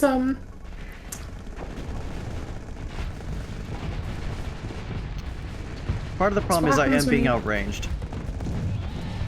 when you run a lathe on high spin with the wrong attachment on it. Yui's fish is kill. No, the mayfish. I've already lost my lobsters. I'm losing all of my aquatic life. Sorry to the chat. My responses are very tomboyish today. Why is that a thing to apologize for? I don't know. My brain was like, I must apologize for this now. Your brain does that a lot. Look at the AI here. Look at the Doberman having his little buddy behind him, and he's got some little fighters. It's so cute. 6 bays of pain. Wait, no, 4 bays of pain. 4. A number of bays, somewhere between 3 and something. They're gonna meet in the middle. Who wins? They did that thing where they back off and re-engage again. Yeah. This is why bombers without escorts aren't good. Because they just get swatted.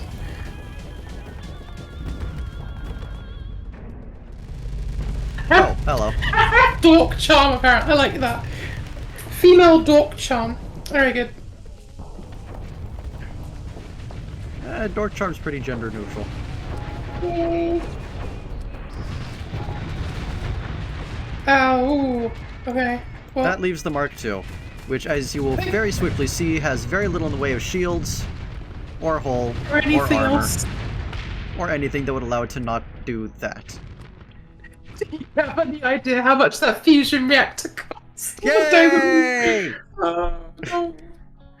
Lost 5,000 lobsters. I lost! I had lobsters at some point, and now I don't.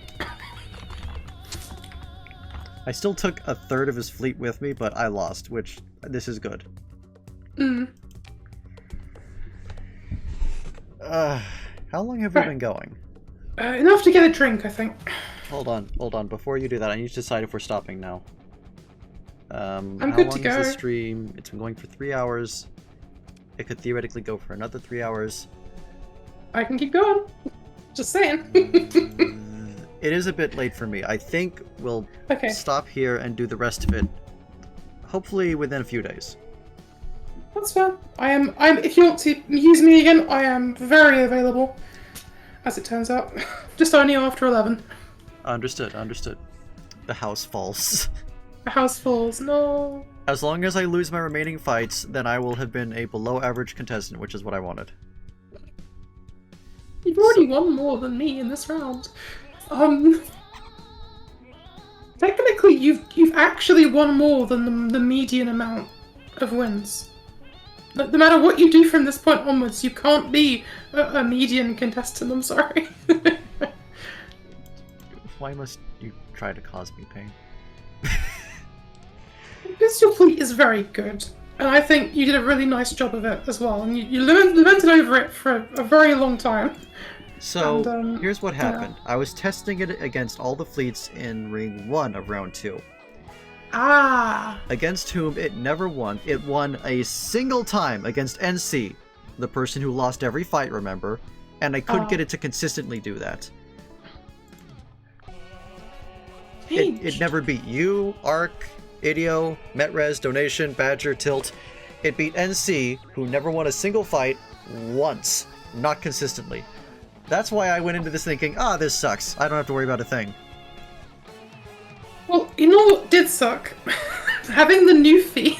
That was... The Newfie's beautiful and does really funky things, but can't win because its DP is 100. Yeah. Well, I cut it down to 60 and it still just could not be made worth it. Really? Oh my god. Yeah.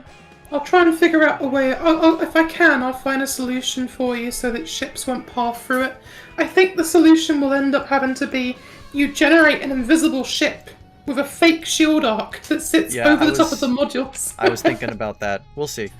But for right now, we're done. It's late, and we've done about half the fights. We'll do the other half next time, whenever next time is. I don't know. It was very fun to have you all here. We appreciate all of your amazing company, and I hope you enjoyed the stream.